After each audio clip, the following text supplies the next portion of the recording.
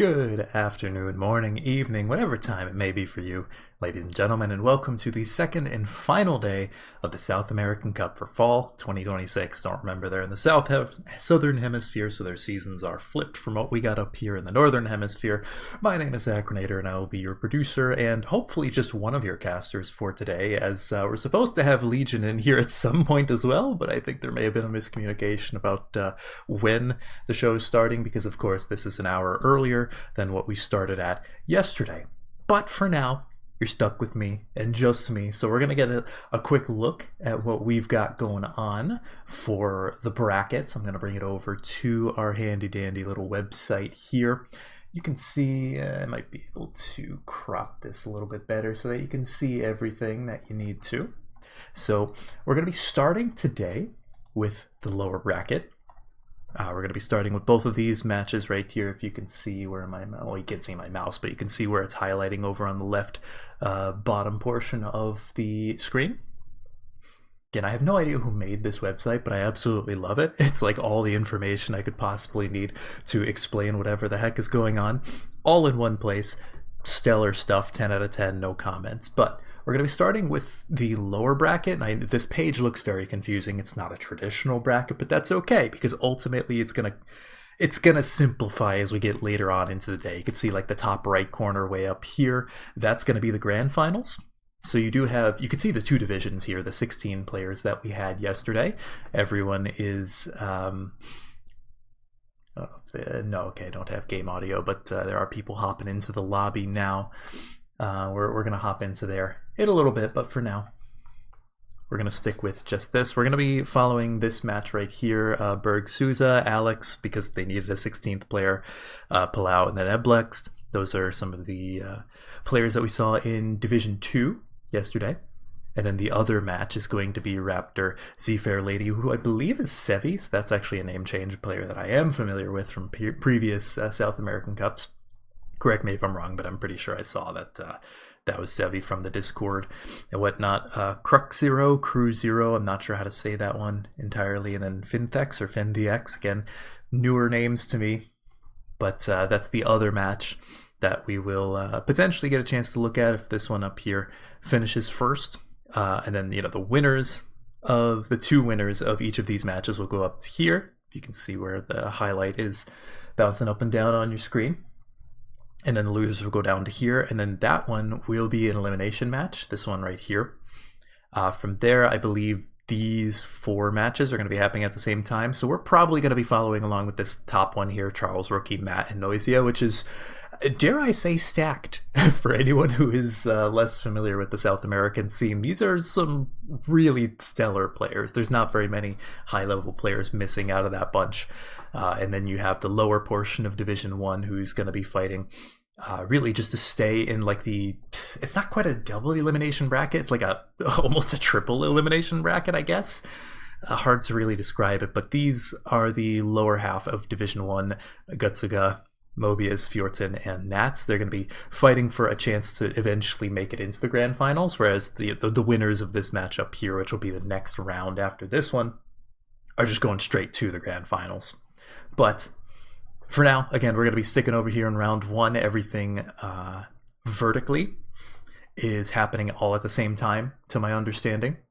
So we're going to be sticking with the Berg Souza, Alex Shear, Palau, and Eblext. Alex being the honorary Ecuadorian, I guess. And with that, we've only got about another minute, so we can hop into the game. Right now we do have Eblext and Berg Souza in the lobby. Alex and Palau should be hopping in just a minute. Don't worry about this, just still warm up. They got a couple more minutes past the hour. And today will be a little bit different. If you caught the streams yesterday, that was primarily just seeding to get into the divisions and then a bunch of 1v1s for the round robins. Division 2 had a decent number of ties, whereas Div 1, interestingly, had like a perfect setup where one person was 7-0, that was Noisia, then Matt was 6-1. I believe it was Rookie who was 5-2, and then Charles was 4-3, and then it goes down from there. I think Gutsugo was like 3-4, but it was like, 7-6, 5-4, 3-2, 1-0. Whereas Div 2 was a lot of ties. I believe there were two people that were up there towards first place with like 6-1. There's Palau, so we just need the quote-unquote Ecuadorian, I believe was the flag. I'm bad with flags, especially, well, other countries' flags. Hell, I'm bad with the American state flags, too. I know, like, my state flag, Texas and California, because those are the easy ones, and then it just gets all fuzzy with me. There's too many flags to remember, man. Either way. Going to be getting into it in just a few minutes. Again, we're just waiting on Alex here, and he is one of the TOs from what I understand. Of course, Nats and Gabo especially. Gabo not playing are going to be like the main admins for this. So, yeah. But not going to be 1v1s this time. It's going to be more traditional, 4 players per lobby, play into 120 points, get finalists, and then close out the finalists. Going to be playing on all of the maps. I believe... Yeah, okay, I was going to say Alex must have joined if the match starting countdown was there. It just took a minute for him to pop in. Alex is very much not in South America. They just wanted 16 players to make the bracket nice and clean. No buys. It's a lot cleaner than having 3 players.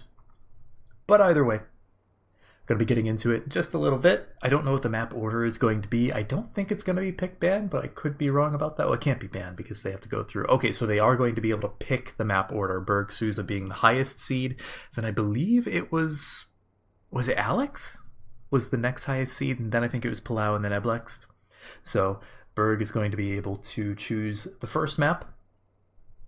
Alex, I believe, will get to choose the second. So we are going to be forced to see Alex sheer body pillow. We saw it like maybe 1.5 times yesterday, not counting seeding. But we're going to be playing all of the maps. Alex chooses Gatorade, one of the more simple maps, more pace-based maps. Legionary. Okay, so we're just going from bottom to top, maybe. Eblext. Yep. Okay, we went straight from bottom to top. No one wants to play LV Verde, which is the Manox map.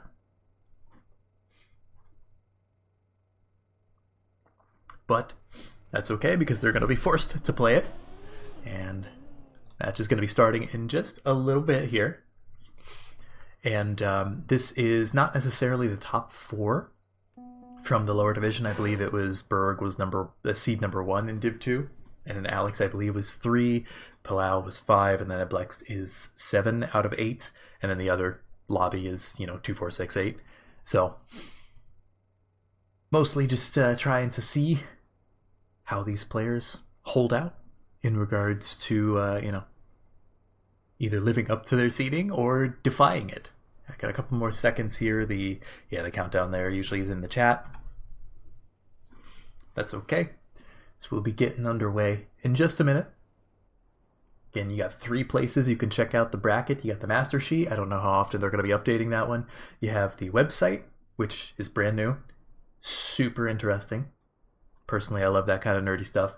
And then, of course, you have ECM, which will be updating relatively fast, especially as long as the players have the ECM plugin. Gives you a bunch of stats and whatnot that the website won't necessarily give you.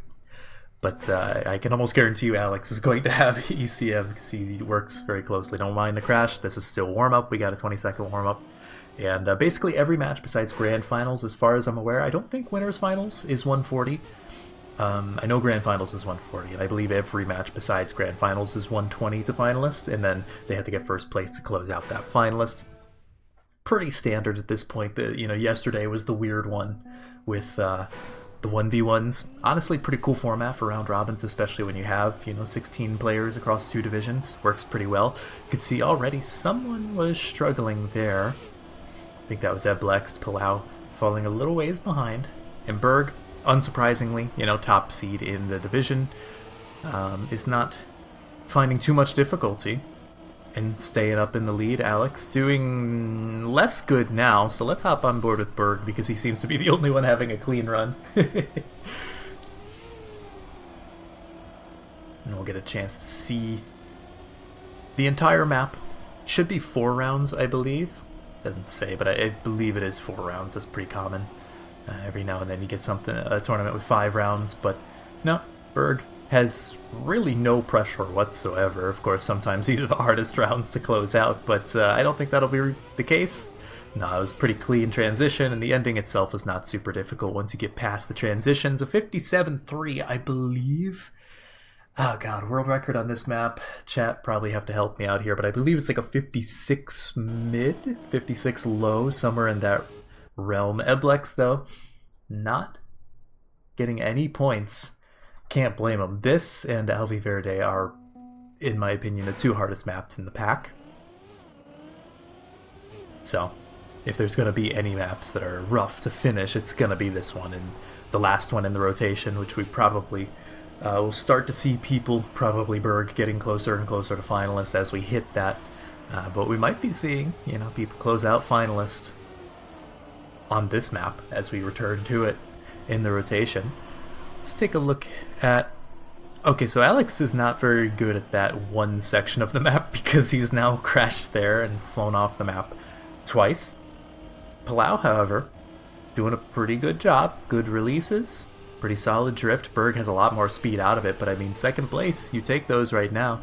I don't know what's happening with Eblex and Alex, but they're in the mud. Yeah, a little bit of an awkward gear for Palau there, so he's going to be falling a bit further behind, but otherwise it's a solid second place. Berg had to release a little bit, and Palau is able to snipe away first place, 10 points. And that will actually tie him up. Alex should be able to finish. Eblex does get some crucial points as well. Still going to be in last place for now overall, but hey, baby steps. Currently, Palau tying up Berg for that first place overall. But again, only 2 rounds. We're not even 2/10 of the way there. We're, you know, just barely 1/10, one fraction of the way to the points limit to hit finalists. I don't know what kind of start Palau had, but it's very good. Alex, can he survive? He does! Golf clap. He made it. Although it looks like he was having some trouble there. Yeah, not the worst setup, but he's going to be struggling for at least a little bit. A lot of releases there. I'm surprised they didn't put no brakes. That feels like a section that they would have put no brakes.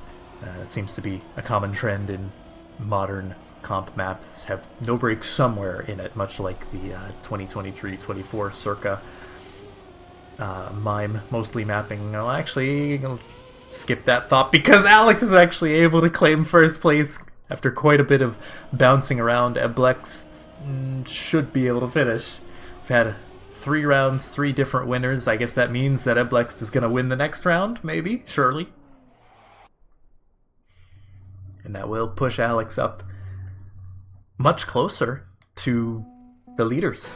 I wasn't expecting that one, but these transitions at the end are very rough to get clean. It's very easy to survive them, but not necessarily easy to get them fast.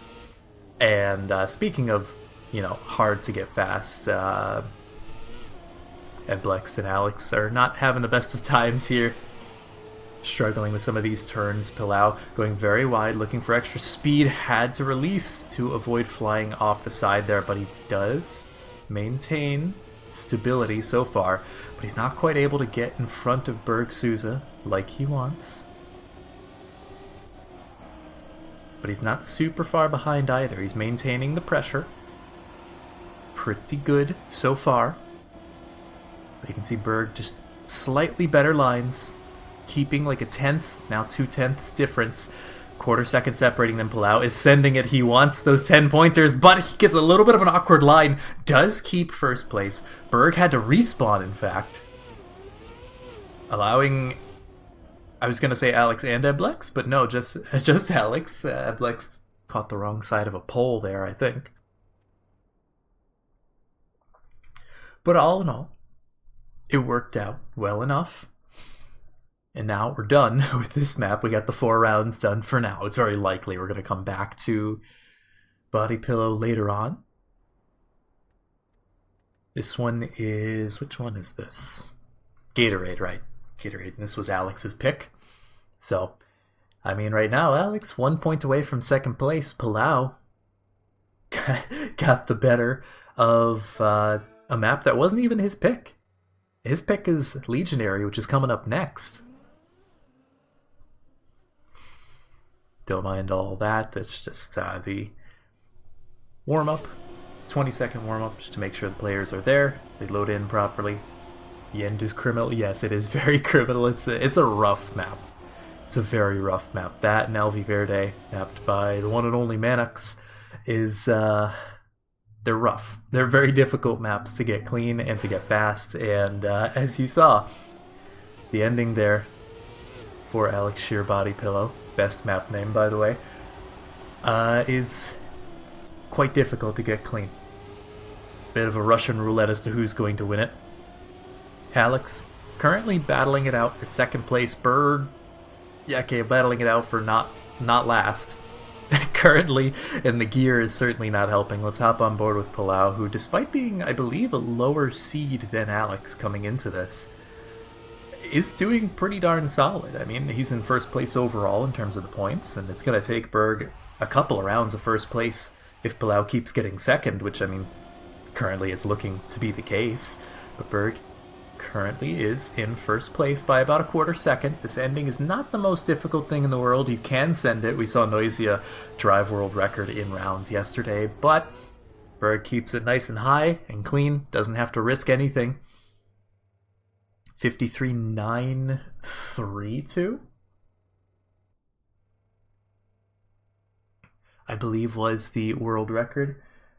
Swap over to the other server on Map Exchange. Yeah, sure, after this map we can hop over to the other server just to get a feel for what's going on with everything. Currently Palau gets far and away the best start. I don't know what happened with Berg there. Alex this time keeping it a little bit more clean. Avoids any kind of crashes on the reset gate. Will they be able to avoid the outside touch on the dirt? It looks like everyone does. Berg with a bit of a late gear there, going for a very inside drift. Able to gain a little bit of time onto Alex, but not really all that much. And Palau is just keeping it nice and clean. Alex certainly wants the 6 points instead of just 4 for third place, but Berg Souza has other things in mind, and the clip will prevent him from getting the solid 6 points. Palau with the 54.9. Alex at the very least avoids last place, but that's not a very good consolation, is it?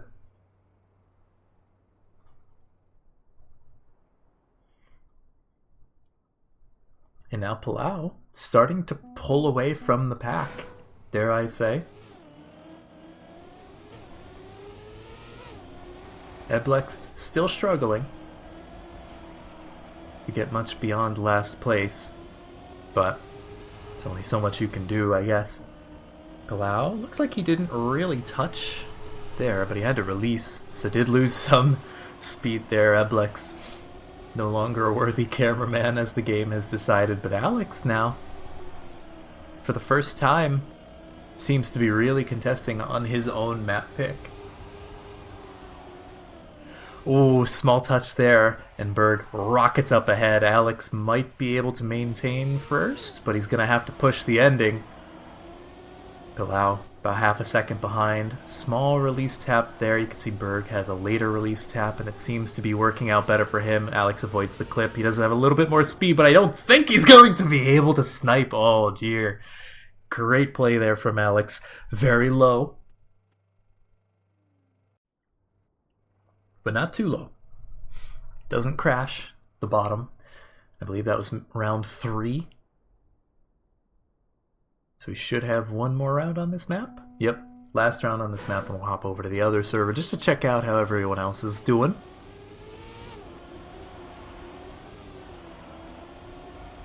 Ooh, Palau, I think, clipped the wall there, so he will fall further behind. And Berg Souza up in the lead once again, looking to reclaim his first place. Of course, Berg is the highest seed coming into this lobby. I think the highest seed in all of Div 2. There was someone else who had 6-1, but I believe better points differential. Oh, Alex, it's getting dicey, and does actually allow Palau to get back up there towards that second place. But Berg, I think, had to release a little bit too much. Alex getting too well acquainted with the wall, so it doesn't really matter. He's going to be out of this round probably with a third place. maybe second now, but Berg keeping it clean. No reason to risk this one. You have a solid second, and Alex is able to snipe away second place. Just barely. So that is going to be the end of this map. Once Eblex gets through, and you can see that old Berg is going to be catching up, actually tying with Palau. Let's hop out of this and hop over to the other room just to check out what's going on here. Seems to be a little bit more one-sided right now as Raptor well and truly in the lead. Seafair Lady, who I believe is Sevi. Again, correct me if I'm wrong. Not doing too hot overall. And then Finthex, FinDX, not sure. And then Crucero kind of battling it out for second place. Again, this is not an elimination round. Everyone will get at least one more attempt at the bracket. Finn touches briefly there and allows Raptor to get way up further in the lead. Crucero does not want to give up first place, however, looking to overtake and should be able to as long as they take the finish clean, and they do. Finn, I think, must have crashed because they were right there. And Sevi trailing up the rear, but should maybe get the points. No, she doesn't. Oh dear. Tragic.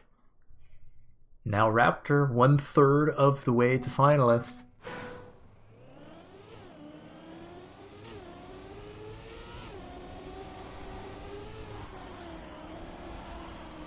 Bit of a rough round of turns there for both Sevi and Crucero. Raptor and Finn up towards the front. Certainly showing signs of life, but right now it seems like Raptor is just more consistent so far. I mean, the points really tell that story. Crucero has their moments, it seems, but not quite enough to really contest for first place. There's going to be a couple of rounds here before Crucero would be able to, if they were getting first place every single time. Katsuga, you're messing with the observers. It's alright. Finn, however, should be able to claim that first place. Solid 10-pointer there. I guess when this map finishes, which might be right now, we'll find out. We'll swap back to the other server. It's a closer match as well. Oh, and Sevi still not finishing. That's rough, especially when this is one of the easier maps.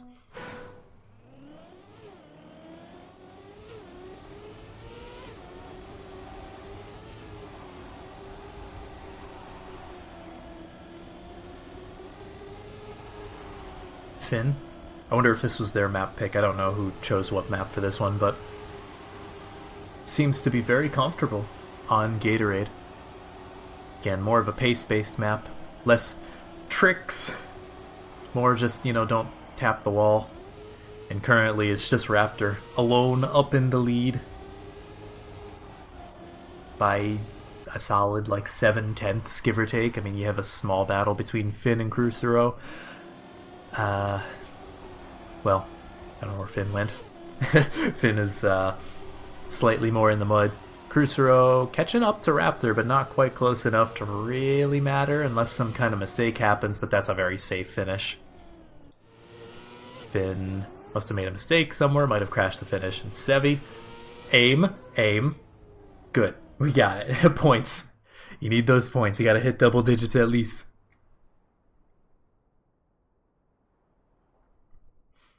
Raptor now getting closer to that halfway points. This must be the third map for them, right? Oh, okay, yep, that's a start. So we're gonna hop on board with Raptor, who has a little bit of competition this round. Been a little bit of a rubber band there, but don't mind that. Internet is not quite as important for this game, even when playing against others. Raptor, beautiful inside approach, now battling it out for second. Should have the speed they need in order to claim second place solidly. Does drop the gear. I wonder if that's possible to keep the gear there. feels like it's right on the edge, but either way, I don't think anyone really kept the gear, and actually 2 mistakes there, 2 small clips, and I think Raptor got the worst of it. So Finn should be able, in theory, to overtake Crucero for 2nd place overall. It's going to take a little bit longer for Raptor to lose their 1st place. Oh, Raptor, that's dangerous, but they do. Slowly and surely. Oh, Sevi. Just go safe. Just go safe. Seafarer Lady should be able to. It's possible to keep the gear, but it's hard. Yeah, that's what I figured. It looked very close. And that is that. So we're going to hop on over to the other match. Once again, try and give, good representation so that everyone can be on stream to some extent.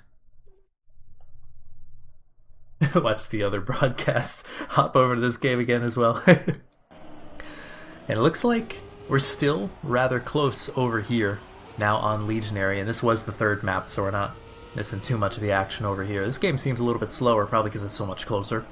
Eblex really the only one who seems out of the fight. Palau has lost their 1st place to Berg once again, kind of battling back and forth there, but Alex is not super far out of it.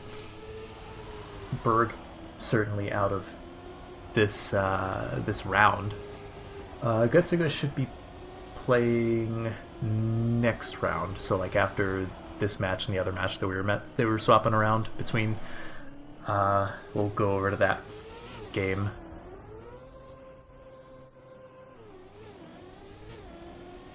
But for now, seems like Palau still battling it out with Berg Souza for that 1st place overall. And again, that is a little bit of an upset because Alex was the higher seed, if I'm not mistaken, over Palau. I'd have to double check that one. Actually, while the round is going, I can check that one. Let me just go to group stage. Let me double check the seeding. Yeah, Alex was seed 4, Palau was seed 5. So, slight upset. Technicality. But yeah, technically, Alex should be the more favorite. Heading now over to Cinderwake, 4th map in the pool. This is just the warm-up, don't mind any crashes quite yet. And Cinderwake was Eblex's pick. You know, I mean, it was between this and Alvi Verde, so I can't blame him for choosing this one. But at the same time, they're going to have to play Alvi Verde. They ain't getting away from that one. And they're going to have to play Alex Sheer Body Pillow as well. 2 of the hardest maps back-to-back. Probably playing 4 finalists on them as well. So, I mean, we'll have to see. Eblex about half the points of 3rd place being Alex. So he's more or less out of this one and heading over to the lowest of lower brackets. Alex and Palau both getting clips there, so Berg is just entirely left alone. About half a second separating him in 2nd place, which right now is Palau. Alex had a bit of a weird turn somewhere along those lines. Oh dear, that's a clip and a really awkward gear, but it seems like Palau also had some clips somewhere along the line.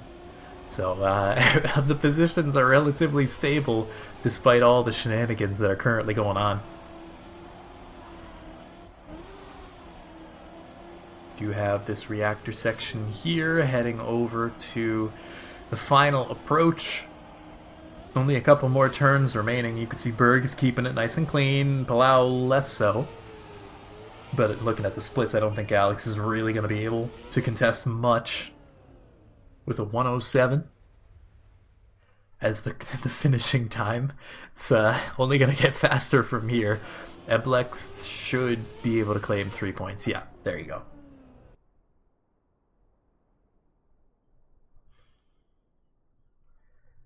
Three-quarters of the way to finalist for Berg. Palau not too much further behind. And Alex, pretty nice scoreline.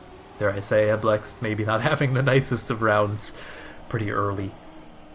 Just death there. The map decided he was going to be Thanos snapped out of existence. But Alex, currently up in the lead. Oh, well, you know, the poll decided otherwise, so now it's Berg Souza up towards the front. Paulo Palau clipped, I believe, and Alex now fighting once again for that second place. Palau gets a beautiful outside dirt, though. Much cleaner gear. Should, in theory, be able to overtake for second place, and certainly in practice after that kind of crash. So that is going to be more or less a repeat of last round as well. Maybe Eblex gets to overtake Alex, but something tells me it's not going to be the case with 2 seconds separating them. It's really up to Berg to make a mistake here or to literally just safe it all the way to the finish and be totally fine. Getting a little bit close to the outside wall there, but he doesn't crash and does maintain for those 10 points. 105, 15 points remaining before Berg gets the all-dreaded red number and letters on the back of his car.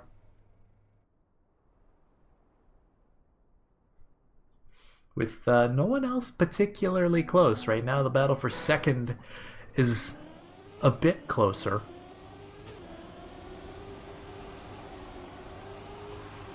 But overall, Alex is going to need some wins under his belt to overtake Palau, who otherwise has been trying to fight with Berg in terms of points. Palau, however, giving the opportunity for Alex to maybe catch up a little bit. Not making the same mistake twice, does avoid the pole in that reactor section. Really the entrance to it. And now looking to overtake Berg. A bit of a different line there. Does get a gift handed to him in the form of Berg Souza crashing on the wall, but he is trying to even up the playing field. Berg coming back with a vengeance. Alex does not have the speed. Berg a little bit awkward in the line, looking to overtake, trying to keep the gear. Does maintain a very inside approach. He's looking to get those 10 pointers. He wants finalist as soon as possible. But Alex holding it strong right now, going very inside. He could feel the pressure. I don't know if he plays with splits on, but if he does, he certainly understands how close this could be. But Alex holds strong. 106.8. Not the fastest round in the world, but I don't think we were expecting it after all the mistakes earlier on. Neblext should get his 3 points. 1/3 of the way to finalist in his own right.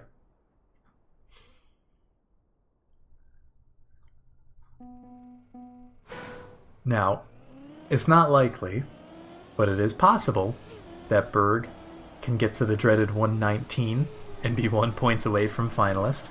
If he gets last place and second place, again, I wouldn't bite on that. Or no, that would get him to finalist if he got 2 third places.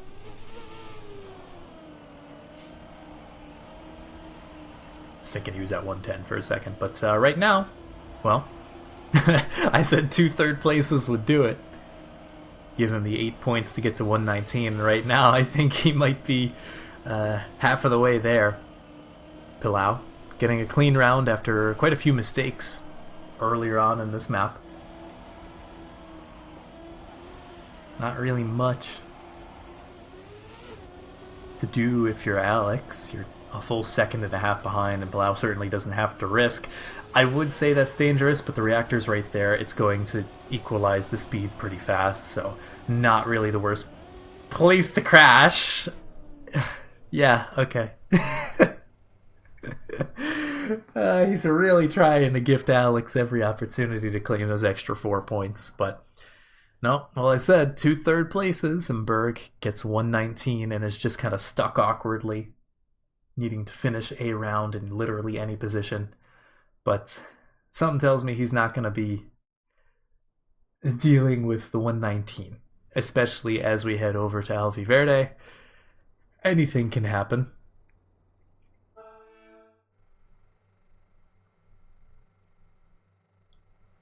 Quick 20-second warm-up here. And then we're going on to potentially the final map. I don't feel like it would be the final map. It's very likely we'll see like 1 round of the first map, which is the Alex Shear Body Pillow map. Technically, I guess, but it's unlikely. Because Berg would have to get like a second place and then a first place, and Palau would have to win every other round. Which, it's possible, but I don't think it's likely. Especially with Palau getting the worst start out of everyone. Alex had to release there and just barely avoided a clip, but that does give him basically negative speed. So Berg is going to be up alone in the front. He really just needs first or second place. He doesn't need first, but of course he wants to deny those points from anyone else so that he has a little bit more of a buffer when it comes to... Whoa, dear. Okay, well now he might be just stuck in second place. And, you know, I was going to say unless Palau had anything to say about it, but where did Alex go? He was... whatever. I don't know. Eblext is in second, by the way. Go Eblext. 6 points, go. Needs to keep it clean. Berg is very, very likely to hit that first place. And sure enough, Eblext gets 6 points. Golf clap. Beautiful stuff. And Palau is very much not finishing. Where is he? He's on a little adventure. Okay, good to know. Berg Souza, currently finalist. He has the opportunity to avoid having to play any of these maps twice this round and move on into the upper of the lower bracket. I don't know, it's like a triple elimination thing. It's hard to really say. Either way, he's in a very good position right now, but Palau, maybe less of a good position. Alex only gained 4 points on to Palau, but Palau didn't get any, so it's not going to get any closer to finalists from that. And currently, the red name tag is up in the lead. This is a very difficult map. Manox knows how to challenge players, if nothing else. But Alex looking to deny, and he's certainly going to be the only one who can deny as Palau crashes it out. Alex needs to push. He needs to do everything he can because this is the final approach. He needs all the speed in the world. Goes a little bit less inside. Berg up in the front. Alex has a little bit more speed. Can he avoid the slide out? I think he will be able to deny by about a quarter second. 58-4. GG's, Alex. South American Cup stands as the pinnacle of competitive in the region. I mean, it does. Just... this is the lower bracket. Alex, great round there. Great denial. Probably less great if you ask Berg how it went, but, skill issue. Get first. Get good. So, no one practiced. Yeah, I mean, everyone's on the same playing field. Just consider it a fast learn event. I don't know, man. I didn't see North American Cup last weekend, so we're just going to assume this is like the pinnacle of play for these maps and just deal with it. Right now, though, Palau and Alex viciously looking to deny Berg once again, and they're getting a little bit... Alex, that is not the line. So we're going to have to hope for Palau to deny if we don't want to see Berg take that first place away. Again, the top two do move on to the higher of the lower bracket. But Palau a little bit further behind. He's going to have to push his heart out, but he has a little bit of an awkward line. I don't think Berg can be denied this time. And surely he will not. He avoids having to go back to the body pillow map. And now, Alex finished. Thank you. Palau is only a couple points ahead of Alex. And, crucially, he only needs one more finish in order to get that finalist.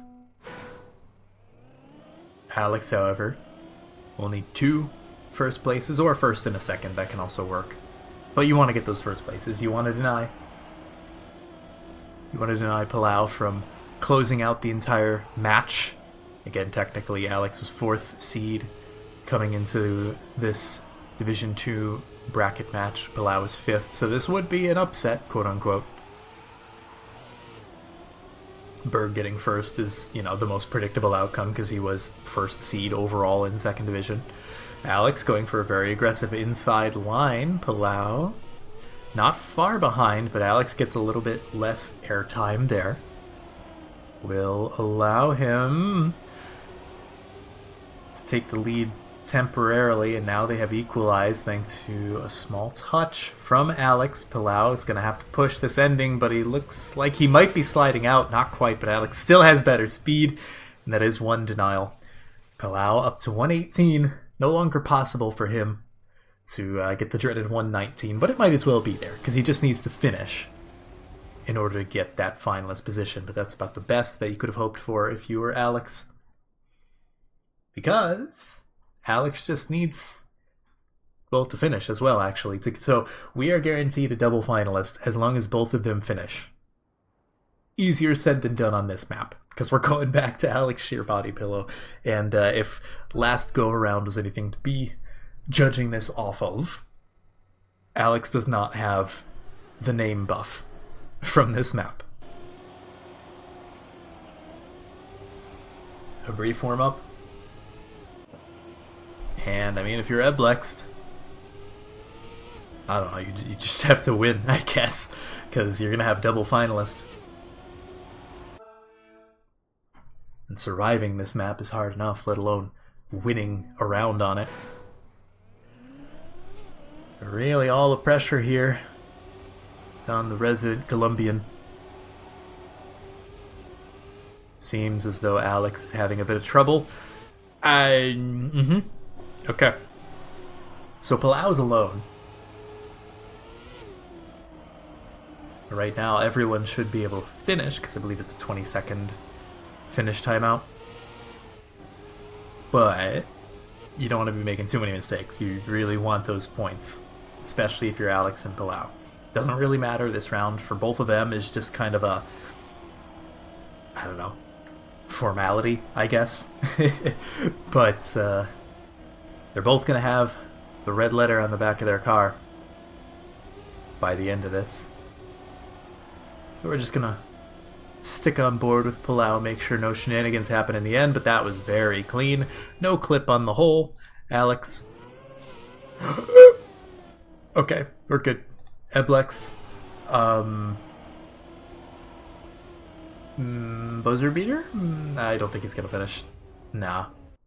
No, especially once he released midair. I think that was him realizing. But double finalist. We're only playing a second. Ecuador Annex Delaware. Yeah. They needed a 16th player so bad. They, you know.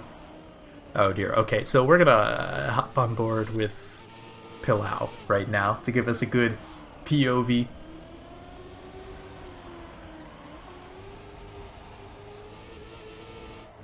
Palau trying to avoid the gear. Alex gets a little bit bumpy there, and Alex has made mistakes in that section before, but he does avoid it. Maintains that first place. Will he be able to claim second place on the map of his namesake? He's not had the best of times on this map, really all round long, but Palau gets a very awkward turn, does avoid any sort of crash. Oh, that was dangerously close to a clip, and speaking of, that is the golden opportunity Palau wanted, but an awkward gear means that it's all equal coming into the final approach. We're going to have a brief dirt section here, and then it's all up to Alex to overtake inside the line, but he clips. He's not going to have the speed, and Palau just needs to keep it moderately clean to steal second place away. Minor upset. Ah, yes, the command is half true. Legion is supposed to be here. I think he thought that this started an hour ago. So, there is that. Actually, I can check Discord. I have not seen anything, so I don't know where Legion is. Right now, it's just me. Either way, that is going to be the end of that match. We can check if the other one is still going on. Looks like it might be. It might be, especially because Raptor was so far ahead last we saw. So he might have gotten... Okay, he just got finalists. And actually, Finn up now in a double finalist situation, so we're catching the end of this now. Before it was Crucero and Finn who were a lot closer, and Raptor was far and away ahead of everyone else.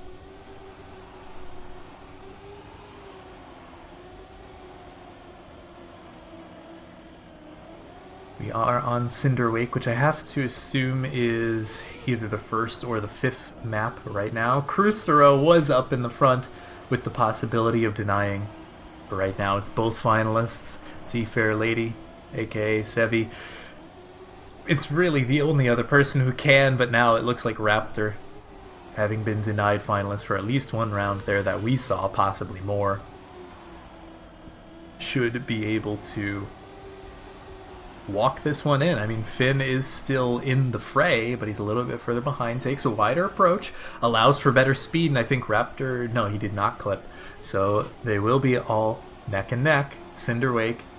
It's a bit of a rough map when you're that far behind, though, and an awkward gear leading into the reactor might allow Finn to take first place away from the undisputed leader in points all round long. Heartbreak if you're Raptor, but you still have a little bit of a safety cushion. You have a couple of rounds where no one else is finalist. Crucero is going to be getting there rather soon. It looks like that is the very last round on Cinderwake, so we're going to be heading straight over to Alviverde. Okay. Similar map orders from what we saw in the other series. But Finn, great performance from the little bit that we saw previously when we hopped in for like their second or third map. Finn was struggling here and there in terms of points, but Raptor now. Who knows how long they've been on finalists. Don't worry about it. This is just the warm-up. No mistakes here matter quite yet.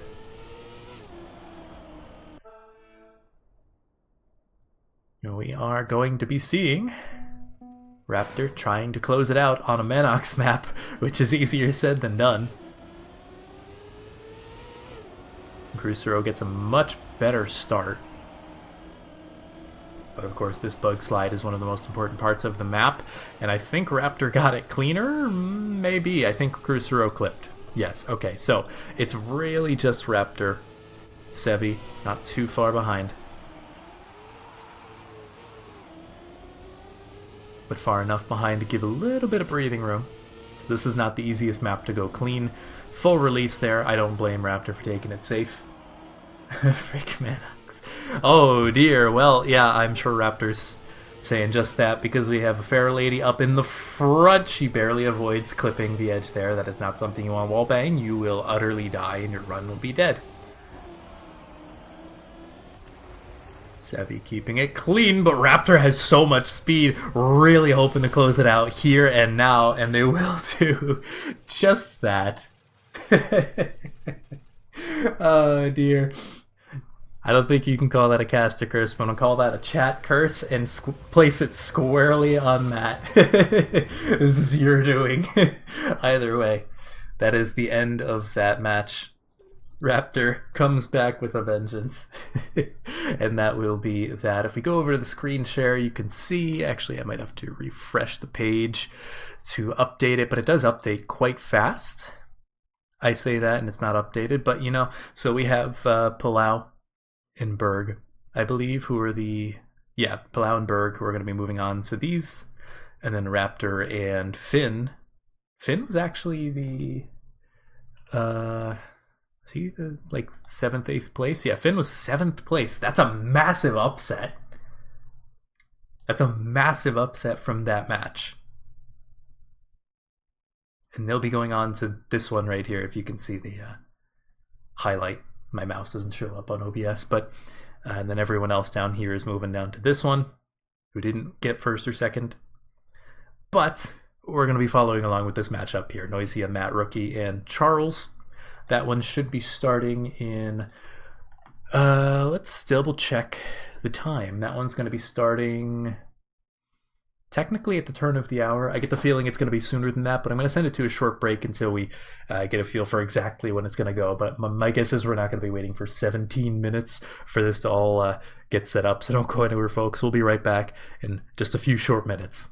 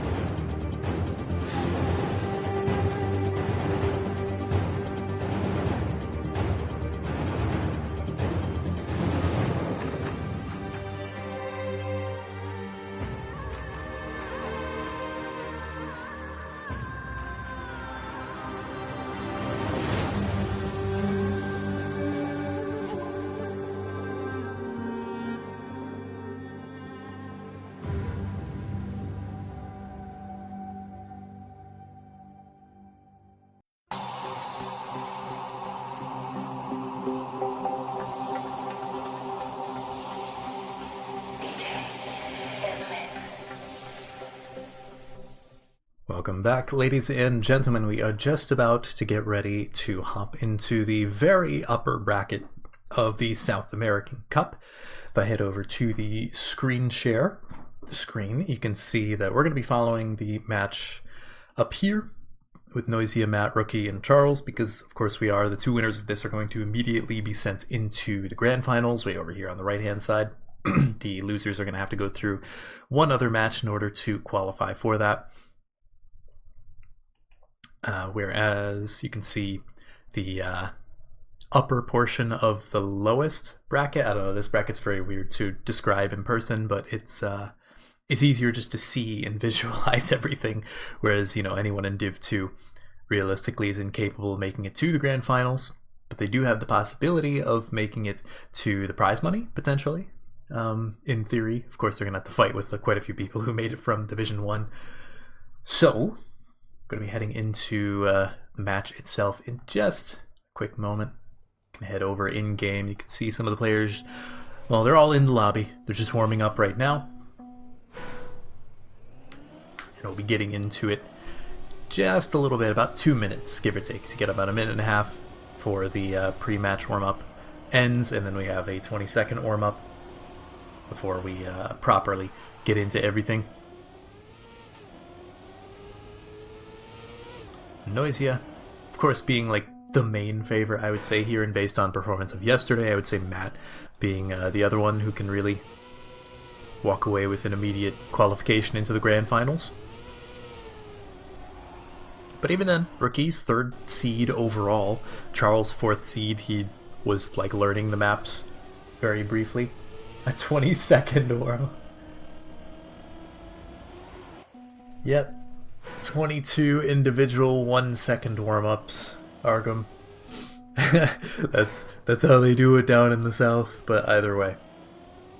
Just a couple more seconds, and then we get into the final warm-up, and then we go for real. No idea where Legion is. He was supposed to be here. But we'll see. Either way. We got someone here. We got the Spanish cast going on. If that's more your speed, I believe over in CA's channel. Actually, I can double check that while we're waiting. No, that's on Trackmania South America, or Trackmania SA, as opposed to NCSA, where we are right now.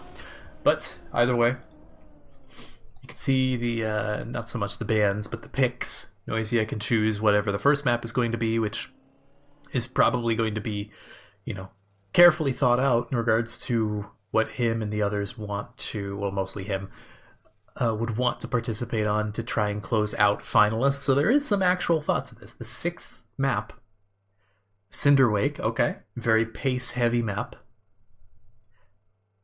Not too shocking, but it does come with a certain amount of risk. So now it's going to be Matt as the 2nd seed. He can decide, and this one also has the potential to be a rather high-stakes map. Alex Sheer Body Pillow, okay. Can't say I'm too surprised. Matt's pretty good at like the weirder mechanics. I've noticed he did pretty good in Alvi Verde. I don't think we saw him very much in Alex Sheer Body Pillow, but I mean, he's doing pretty good. Legionary, chosen by Rookie. Charles gets to choose the 4th map, which we will probably only see once. I wouldn't blame him for choosing Alvi Verde in that case, because we're only going to see it once, you know. But, who knows, maybe he just really doesn't want to play Gatorade more than once.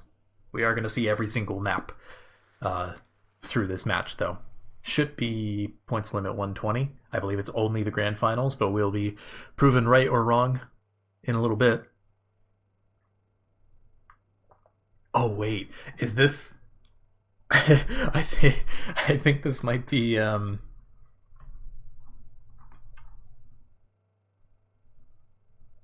Yeah, because Charles, for whatever reason, the pick ban system doesn't like Charles. For those who weren't here yesterday, the admins had to just like set the one map that he wanted during the 1v1s. They had to do the pick bans in chat. So Charles had chosen Gatorade, meaning that, well, Alvi Verde, it has the potential of being a finalist map if one player runs away with it. So we got a couple more seconds. If I pop open, yeah, you can see 60 seconds, a little bit less now. Okay, we don't need to see the banter anymore. Although I trust these players to keep it PG.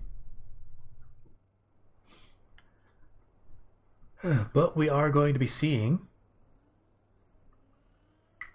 Cinderwake first, then Alex Sheer Body Pillow. And there's going to be a decent break in between the two harder maps, being, Alvi Verde and the Body Pillow map. Although I am somewhat disappointed, I have to say, that they didn't make like a custom poster billboard on the map of like Alex poorly photoshopped onto a body pillow. I feel like that would have just been like the icing on top, But either way, have a brief 20-second warm-up. Then we're off to Cinderwake. This is going to be the first opportunity for the players to really differentiate themselves. Again, top 2, immediate qualification into the grand finals, which inadvertently immediately grants them a guarantee of some prize money.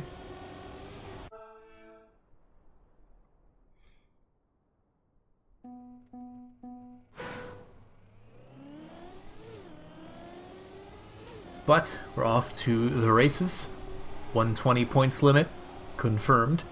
And we're going to be seeing a lot less mistakes overall, not just on this map, but in the series. These players are going to be significantly better.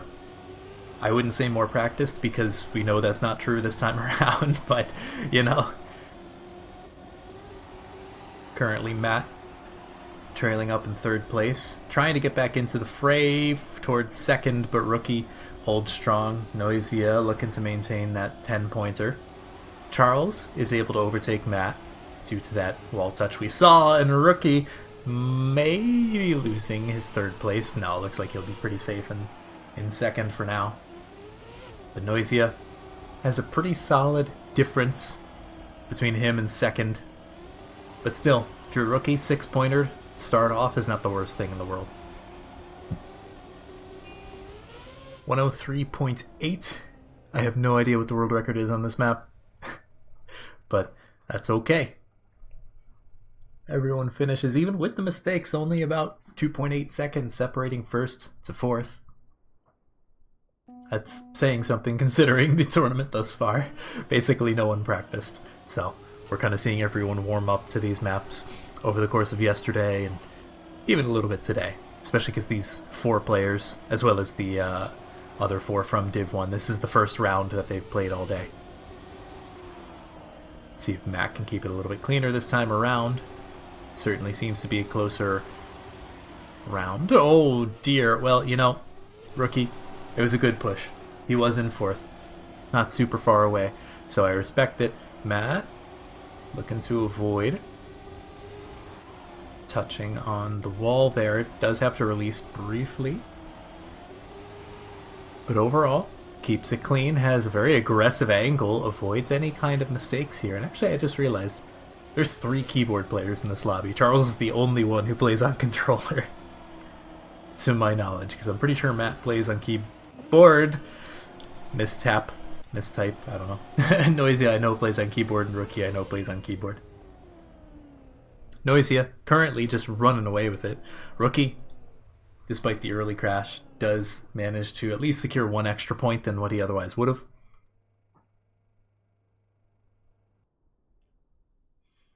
And, we're doing pretty darn solid. Minus Matt, who's, not had the best couple of rounds. He's shown promise for sure, but he's crashing here and there. Stuck with 6 points for now, but give it a good round, even just a 3rd place, and he'll get up into the double digits like everyone else. First map, plenty of points to go. Noisia is the only one who's above 10% of the way to finalist. Matt, beautiful slalom there. Avoids any kind of clip. Is right up in the fray against Noisia. Rookie trailing a little bit further behind, and Charles looking to overtake, does, for second place, but has to hard release and completely nullifies everything that he worked for up until that point. Rookie, on the other hand, not super far out of the way, but still trailing up, not quite the rear. Nice little slide cancel there, although it doesn't really help the gear, so nothing's really gained nor lost there for Rookie, but he might be losing third place there, as Noisia has no competition, as it turns out. He's just chilling. He's going faster almost every single round. Matt does double his points in a single round, and Rookie actually managed. What happened to Charles? Is Charles quick learning? What? Yes. Most of these players, from what I understand, did not practice, like, at all. So Charles, I believe, spent most of his time practicing for the Elite Cup yesterday, from what I had heard.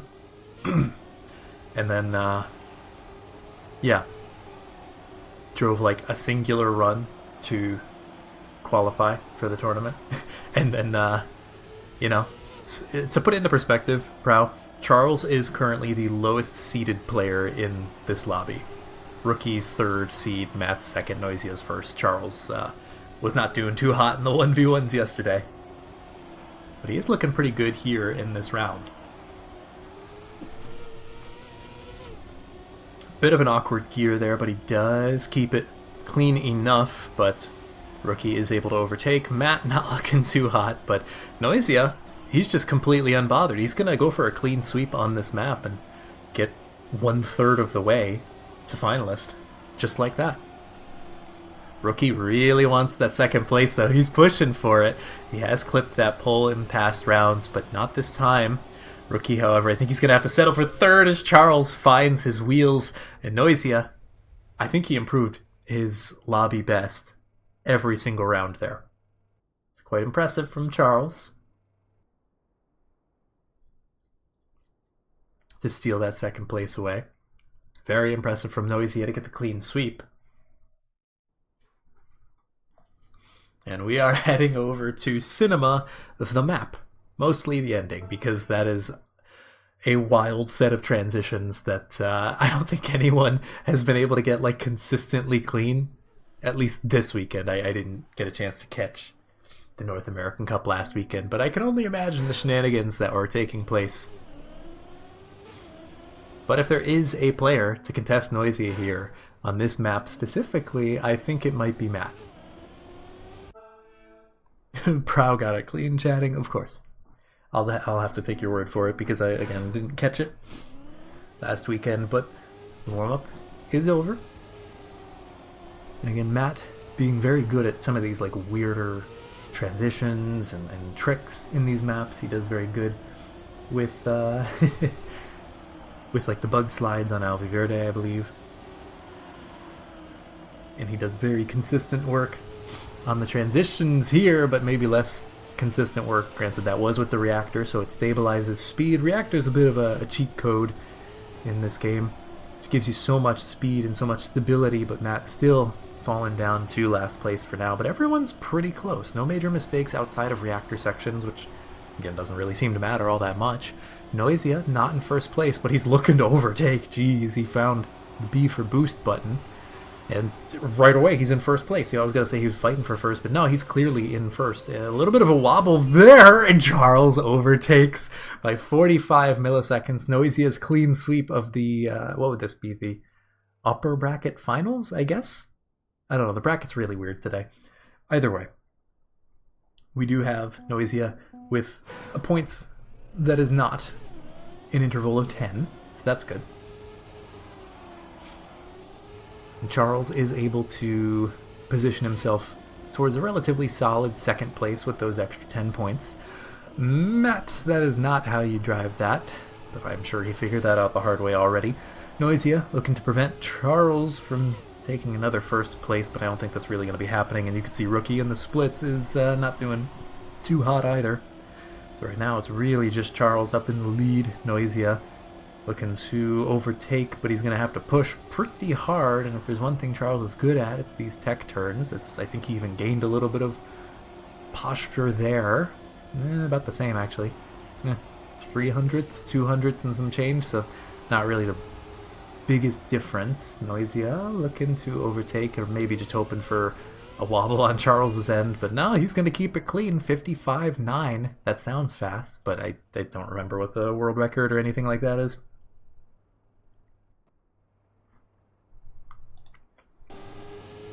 Oh no, and Matt actually is not able to finish. So those are points that he's going to sorely miss.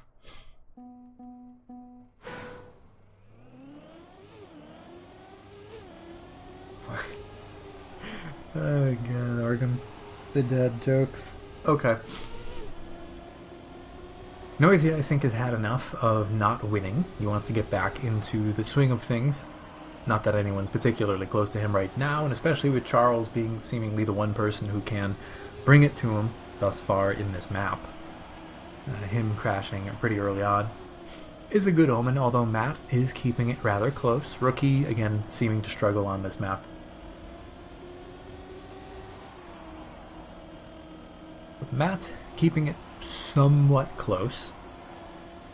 A little bit of airtime there for Noisia, but I think Matt might have gotten the exact same as well. A little bit of penalty grass as well, but I think Matt clipped there. He should have enough speed to make the transition, but certainly not enough to overtake Noisia with speed alone. And actually, it looks like Rookie's looking to overtake, but not quite able to get there. And Charles does manage to get the 3 points at the very least. The end is fairly consistent if you have the right setup. Yeah, but that's difficult to do when you have to push as hard as some of these players force their opponents to. That's the thing, is like, yeah, sure, and you know, time attack. It's easy in rounds. It's a completely different beast, especially when you have Charles and Noisia and Matt and even Rookie, who's, you know, in theory, based off of, you know, past accomplishments, the underdog in this match. Pretty darn solid player all around. Currently, it's really Charles and Noisia up in the lead. Matt and Rookie kind of battling it out for third place right now. Those couple of wins on Charles's end is helping him quite a lot to at least stay in second place for now. We're getting a little bit close there to the right-hand wall, but not quite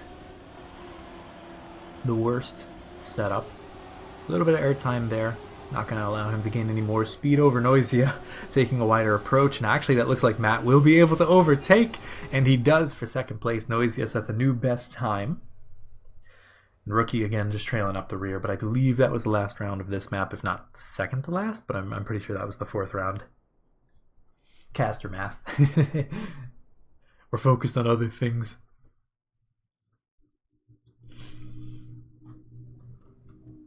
Now we're heading over to, was this Legionary? I think it was Legionary. Yep.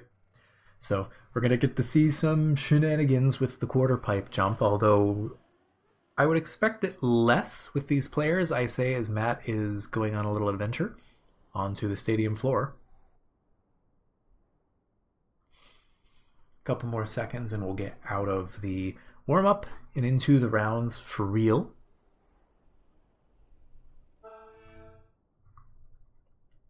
Noisia a little bit over half of the way there to finalist. Rookie only 1 point off of Matt. Just trying to not be last right now.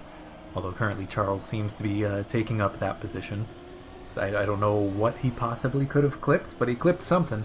And, you know, despite last map not being the best for Rookie, he seems to be looking a lot more comfortable here on Legionary. Just anything that's not the Alex Shear body pillow map. Legion not here for Legionary. I mean, hey, I can't I can't control that one myself and Alex, and that's all pinged him multiple times, so he's either asleep or forgot or something, I don't know, but Rookie forgot to press the drift button, so it's gonna be, well, actually him still in second place ironically, but Matt's a little bit closer right now. Noisia just chilling up in the lead. You know, the last map was just a fluke, as it were. He's probably going to get this clean, and yep, there he is. He lands. Rookie, not so much. He face plants, and that's going to allow Matt to overtake for second place. Charles is very much in the mud. Rookie, even more in the mud, apparently, as the respawn really just killed him. That's going to only be 3 points. That will allow Matt to overtake for third place. But Noisia Well, he's not... let me think. He'll be able to get up to 112. No. He'll be able to get up to, yeah, 112 by the end of this map if he won every single round. So he'll still be a little ways away from finalists. Can't quite escape this match that soon.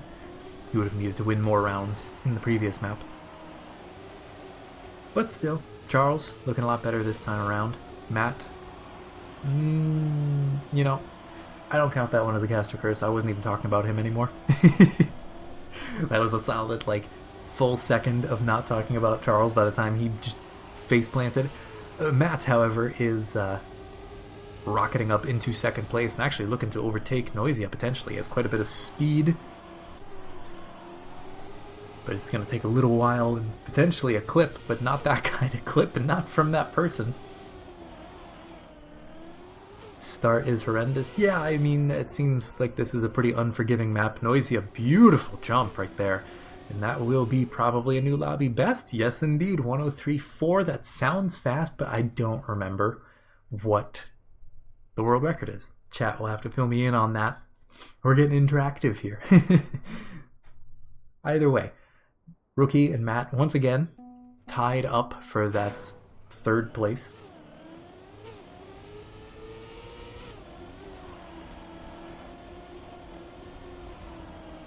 Noisia just chilling. So far 2 for 2 in terms of round wins. Puts him in the best position possible to get into finalist very early next map and potentially close it out. 0.0 is world record, but it's not hunted. Get particularly close, but, you know, it's rounds. Well, everyone's keeping it clean so far in this round. Noisia definitely still in the lead. Rookie and Charles and Matt are all on his tail by about a quarter second, give or take. Cleanest round we've had so far, but we've yet to reach the finish. And, well, it's the finish. It's a quarter pipe jump. Mostly blind quarter pipe jump too, unless someone plays in cam 3. Matt looking to really push it, does make the jump, but will he be able to maintain second place? He does, but Noisia keeps the first place alive, and Charles definitely failed, but he will get the 3-pointer at the very least. But that is going to allow Matt and Rookie to jump up even closer to him. Matt is once again back up to 9 points behind second place. Rookie at 11 points, and Charles is not looking too hot on this map. Despite getting 2 wins on the body pillow map, he's not looking too good on Legionary. Can't seem to avoid mistakes, and oh god, it's just getting worse the more we watch. Noisia, however, seems to be very unbothered by anything to do with this map. He's gotten it clean every single time. He's putting up great times. Matt and Rookie kind of battling it out for second pretty consistently. Rookie not too far behind Matt. Oh, Matt, that was dangerously close to the wall. But he does avoid any kind of major mistake, and I think it actually helped him get a little bit more space between him and Rookie. Maybe even catch up to Noisia slightly, but half a second is really difficult to gain back on this map unless there's some kind of mistake in the half pipe, quarter pipe jump. I don't know where Matt is, but he's not there, and that's going to allow Rookie to overtake for second place. There we go, there he is. Charles somehow gets in front of Matt as well, and okay, well, at the very least Matt gets the 3 points. Completely impossible to spectate the ending once people start crashing, by the way. Casitas really knows how to mess with the spectators. But that's okay, because now we should be going over to Gatorade, if memory serves.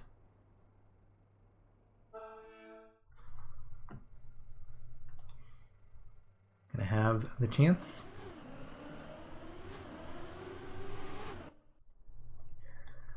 to have a little bit of a breather overall. So this map is one of the easier ones, very pace-based, can be difficult just by the sheer push that you have to give in order to get those first places, but I mean, hey, this was Charles's map pick. So let's see if he can do anything about it, because he has almost half the points of Noisia. I mean, Noisia's won off the top of my head, probably 60-70% of the rounds thus far. Someone else can do the math if they feel like it. I am a caster, so that is trouble waiting to happen. But caster math aside, Noisia once again, unsurprisingly, was in the lead right up until a very brief clip, although he's not too far behind in second place, so that was not the worst clip in the world. But does give Charles the opportunity to be up in the front. Noisia looking for an awkward drift there and allowing Rookie to catch way up, pushing for that second place. If they can prevent Noisia from getting too many points, it's going to take a couple more rounds for him to get to that finalist position. Of course, barring a first place, that would just get him there right now. But Rookie looking to overtake. They are neck and neck. Can't possibly tell who's in front, but it's 300ths separating them. And Charles with a 54.6, 59, or it's 53.932, I believe, is the world record that Noisia drove yesterday in rounds. I believe versus Matt. Not 100% sure, but speaking of Matt, he got fourth place there. He did get the points, but it's not really going to help him that much because Rookie is slowly creeping away. Noisia not quite stuck at the dreaded 119, but he does have 118, which is basically 119 if you don't think about it very hard.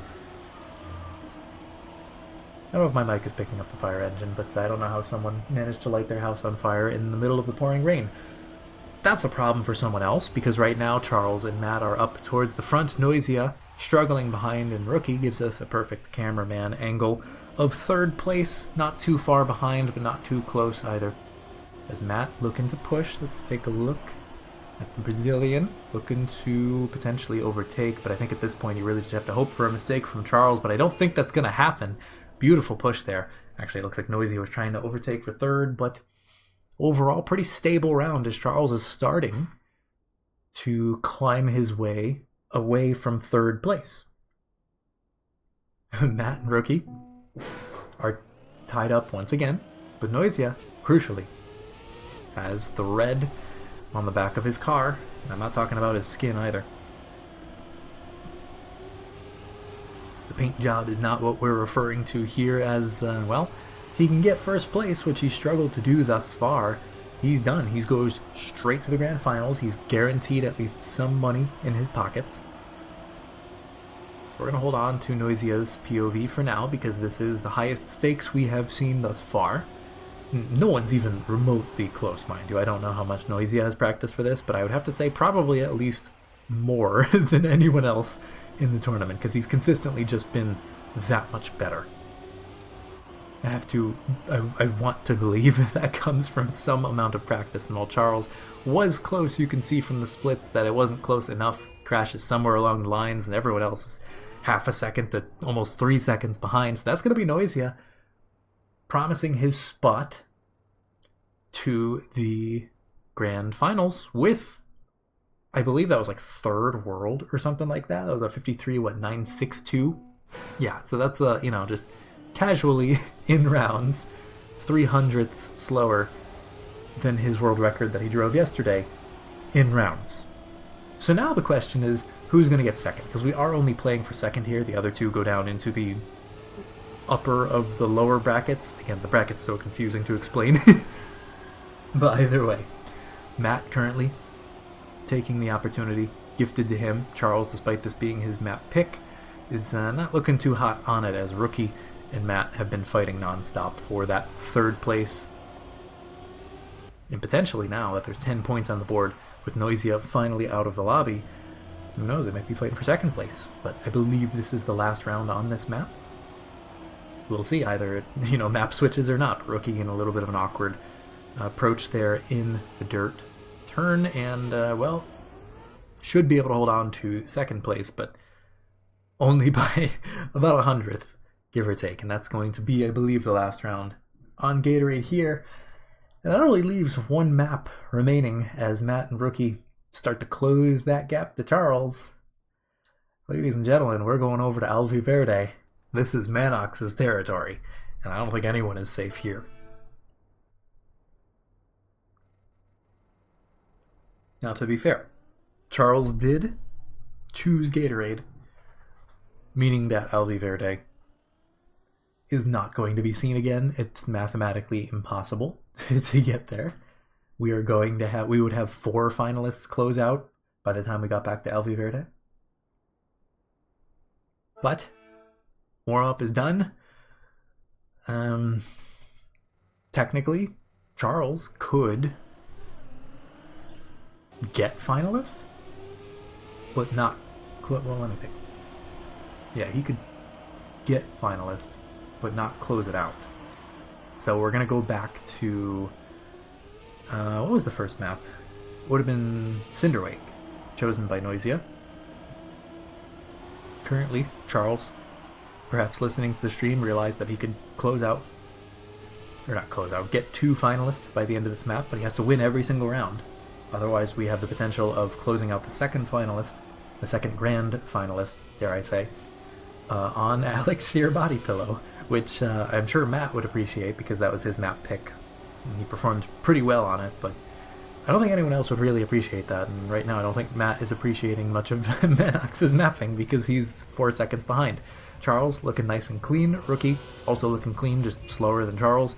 And Matt is somewhere in the back. We'll finish. We'll get those 4 points. But it's going to push him 1 point behind Rookie now. Just trading blows back and forth, fighting for 3rd place. And realistically, they can't allow Charles to get too many more first places. Otherwise, they're going to have to fight tooth and nail for significantly longer just to get over to the grand finals. Which, you know, by all rights, they should get. Oh, Rookie, I don't know if that was a release or a clip or something. I didn't quite hear anything.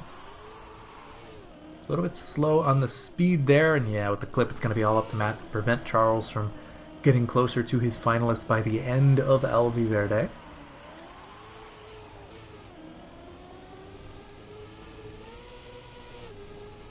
Charles currently up in the lead by about 2/10. Matt taking a very aggressive inside approach, and I think it's working because he has a lot more speed. I don't know if Charles clipped or whatever, or if that line was just better, period. Certainly possible. So Matt is now looking to get a solid 10-pointer, something he hasn't done in a little while. I don't think he's won a round in a little bit. He's gotten quite a few second places, and he might be stuck in second place once again because Charles has quite enough speed. Matt looking for an inside approach, and he does steal it away by 2 milliseconds. It looked visually like Charles crossed the finish line first, but that inside line from Matt was just chef's kiss beautiful. So Charles now technically can still get finalists by the end of this map, but he needs actually no, he could afford a second place and then a first place. Oh, Matt, yeah, that's rough. Goes safe immediately. Good reaction time there. But now it's all up to Rookie. These guys really want to prevent Charles from getting that finalist. The longer he has the red letter on the back of his car, the more opportunities he has to just end the match then and there. We're not playing for 3rd here. Just play into 2nd. Noisia has been out of it for a little while, and Rookie is probably going to have to hand over that first place to Charles. Not much anyone can really do there. I mean, 2.5 just about separating everyone else, and Matt seems to be entirely in the mud, like 7 seconds behind. Even with the wall grind there, I don't think it's really going to matter. Charles slides into the finish. You can see he lost 4/10 and still had 8 to spare. Almost 9 even. Matt should be able to finish. Thank you. We're good. We're getting there. And Charles now only needs a second place. Only needs a second place in order to secure finalists by the end of this. And something tells me the way this has been going, oh my. He was really looking to get 3rd place there, but no, he's maintaining. Everyone survives the beginning, which is new. Hasn't really been happening so far. But oh no, Charles. Tragic. Truly. So let's go on board with Matt right now, who has been trying desperately to just claw his way away from Rookie in the points, and thus far I think he's doing a good enough job. He does touch, and actually that should allow Rookie to overtake and get that first place. So Rookie's actually going to be the one to overtake Matt once again by 1 point. These two are just trading blows left and right, and Charles, again, we've seen a lot of 118s today. No 119s yet, but I mean 118 might as well be that, because the lowest amount of points you could get is 3. Right now 4, so even like a 115 would essentially be a 119. There's some caster math for you. Either way, we're going over the Cinderwake, much easier map.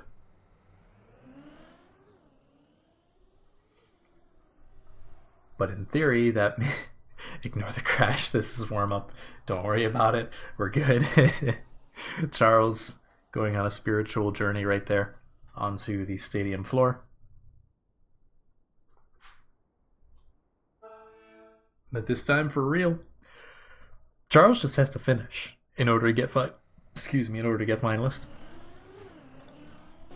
So ultimately the stakes are low for him, but of course he wants to deny extra points from Rookie and Matt. So that gives him even more of a cushion. So getting first place here still counts for quite a lot.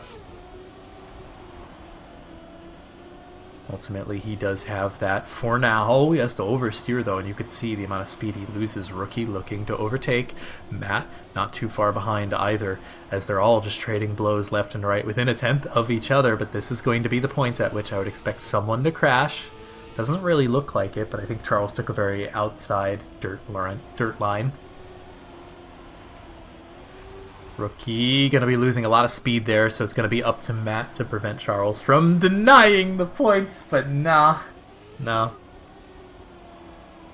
Nothing will deny Charles from this first place, barring, himself, his own play, which does not seem to be the case. There's not possibly anything else he could screw up, and I know darn well that is not going to be a caster curse. I don't know what Matt did there, but at least get the 4 points, buddy, please. So Charles officially is now on finalist. Rookie now 3 points ahead of Matt.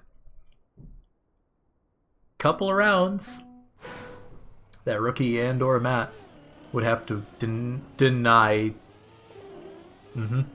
with the horn for good measure. Oh dear. This might be all she wrote, as both of the non-finalists are just in the mud. We're just let's hop on board with Charles, because this is entirely his round to lose.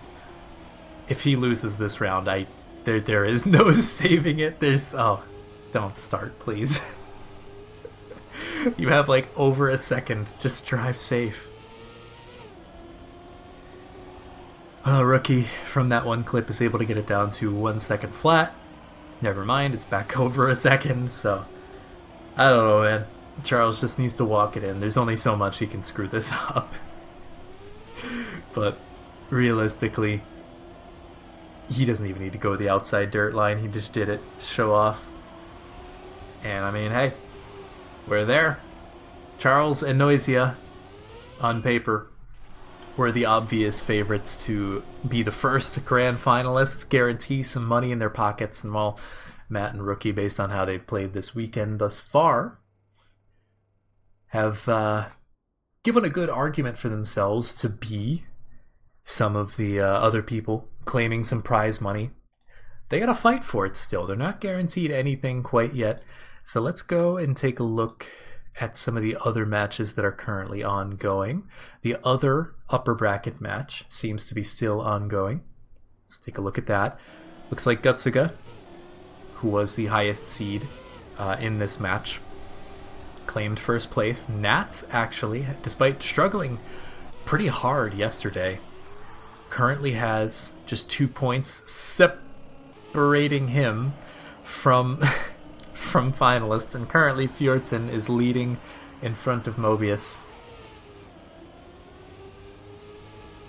And Nats can't afford too many more mistakes, otherwise he won't finish this round, and who knows, maybe Mobius catches back up. Oh, you've got to be kidding me. Fjorton, please. Okay. They're all still within the time frame of being capable of finishing and claiming some amount of points. Nats literally just needs to finish. Mobius, please, you don't need to risk that close to the hole, please. And he will claim 10 points, giving Nats a significantly smaller safety cushion during his finalist attempt. Mobius just needs a finish of his own and he'll get the red on the back of his car.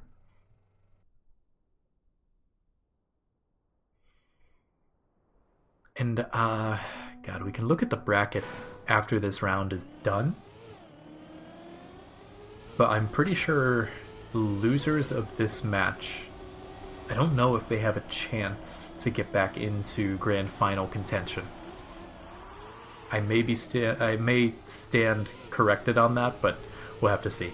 Right now, Fjorton leading up the pack, taking very aggressive lines. Yes, I was about to say, it doesn't look too good for him. So now, Nats loses some speed out of the bug slide. And Mobius looking to get the finalist secured for himself with a second separating him. That was dangerously close to a clip, but we are keeping it stable for now with now almost 4 seconds between him and the next closest person. I would dare to say with confidence that Mobius is going to be finalist after this round.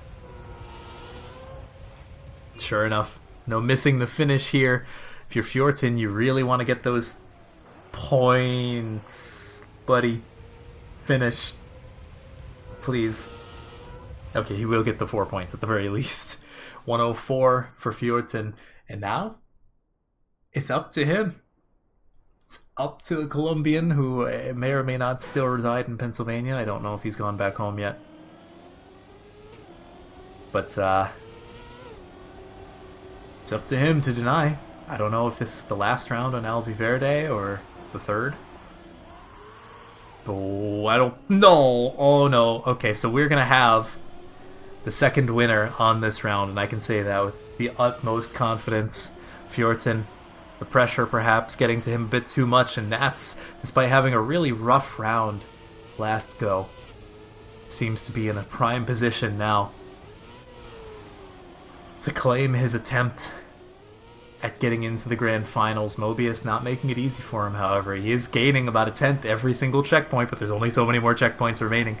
It looks like it has stabilized at around 8/10, so barring a catastrophe from Nats, it's all up to him.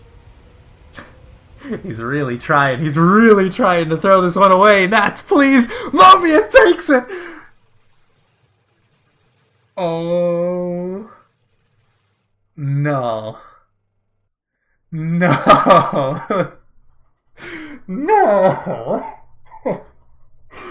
He had it in the palm of his hands.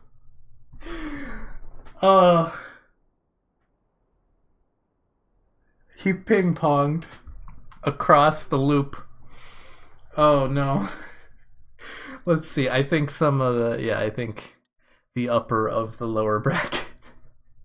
I'm glad to see that chat feels the same way I do. Okay, it looks like that match just ended as well. So let's exit out of there. Let's take it over to the screen share and take a look at what we just witnessed. God, I hope chat is clipping this.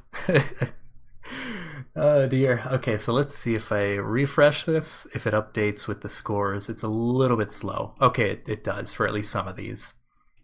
It didn't update for that last one, but I think that just finished. So right now we have Noisia and Charles automatically qualified into the grand finals. So they're guaranteed some prize money. And then up here, you can see the highlight moving up and down because you can't see my mouse cursor. We're going to have Matt and Rookie versus Fjorton and Nats. And then, Matt and Rookie versus Gutsuga and Mobius. Sorry. Fjorton and Nats are going to fall down to these two spots right here. So they are out of contention, Fjorton and Nats, for the grand finals. They're completely out of contention because you can see the pathway is limited here. The green pathway is where you want to be. The gray pathway is if you lose. So Fjorton and Nats not out of contention, by the way, for prize money. because 5th and 6th do get 15 US dollars. But they need to, right now they're going to be here, they need to win that, and then they need to get top 2 here in this match. So, yeah, okay. So, Noisia and Charles have 2 rounds to rest, maybe practice. Alex is in South American Cup because they had 15 signups and they wanted 16. So Alex is, where is he now? Alex is up here. So Alex is still in it. He's representing Ecuador for reasons. I think someone said that he is partially Ecuadorian, but the real reason is because they wanted a 16th person to not have a bye. So there is that. Berg and Finthex. Yes, Berg and Finthex are in the upper portion of the lower bracket. So Berg and Finthex won. They actually literally both got first place in their matches for the lower bracket to start. So they moved up here.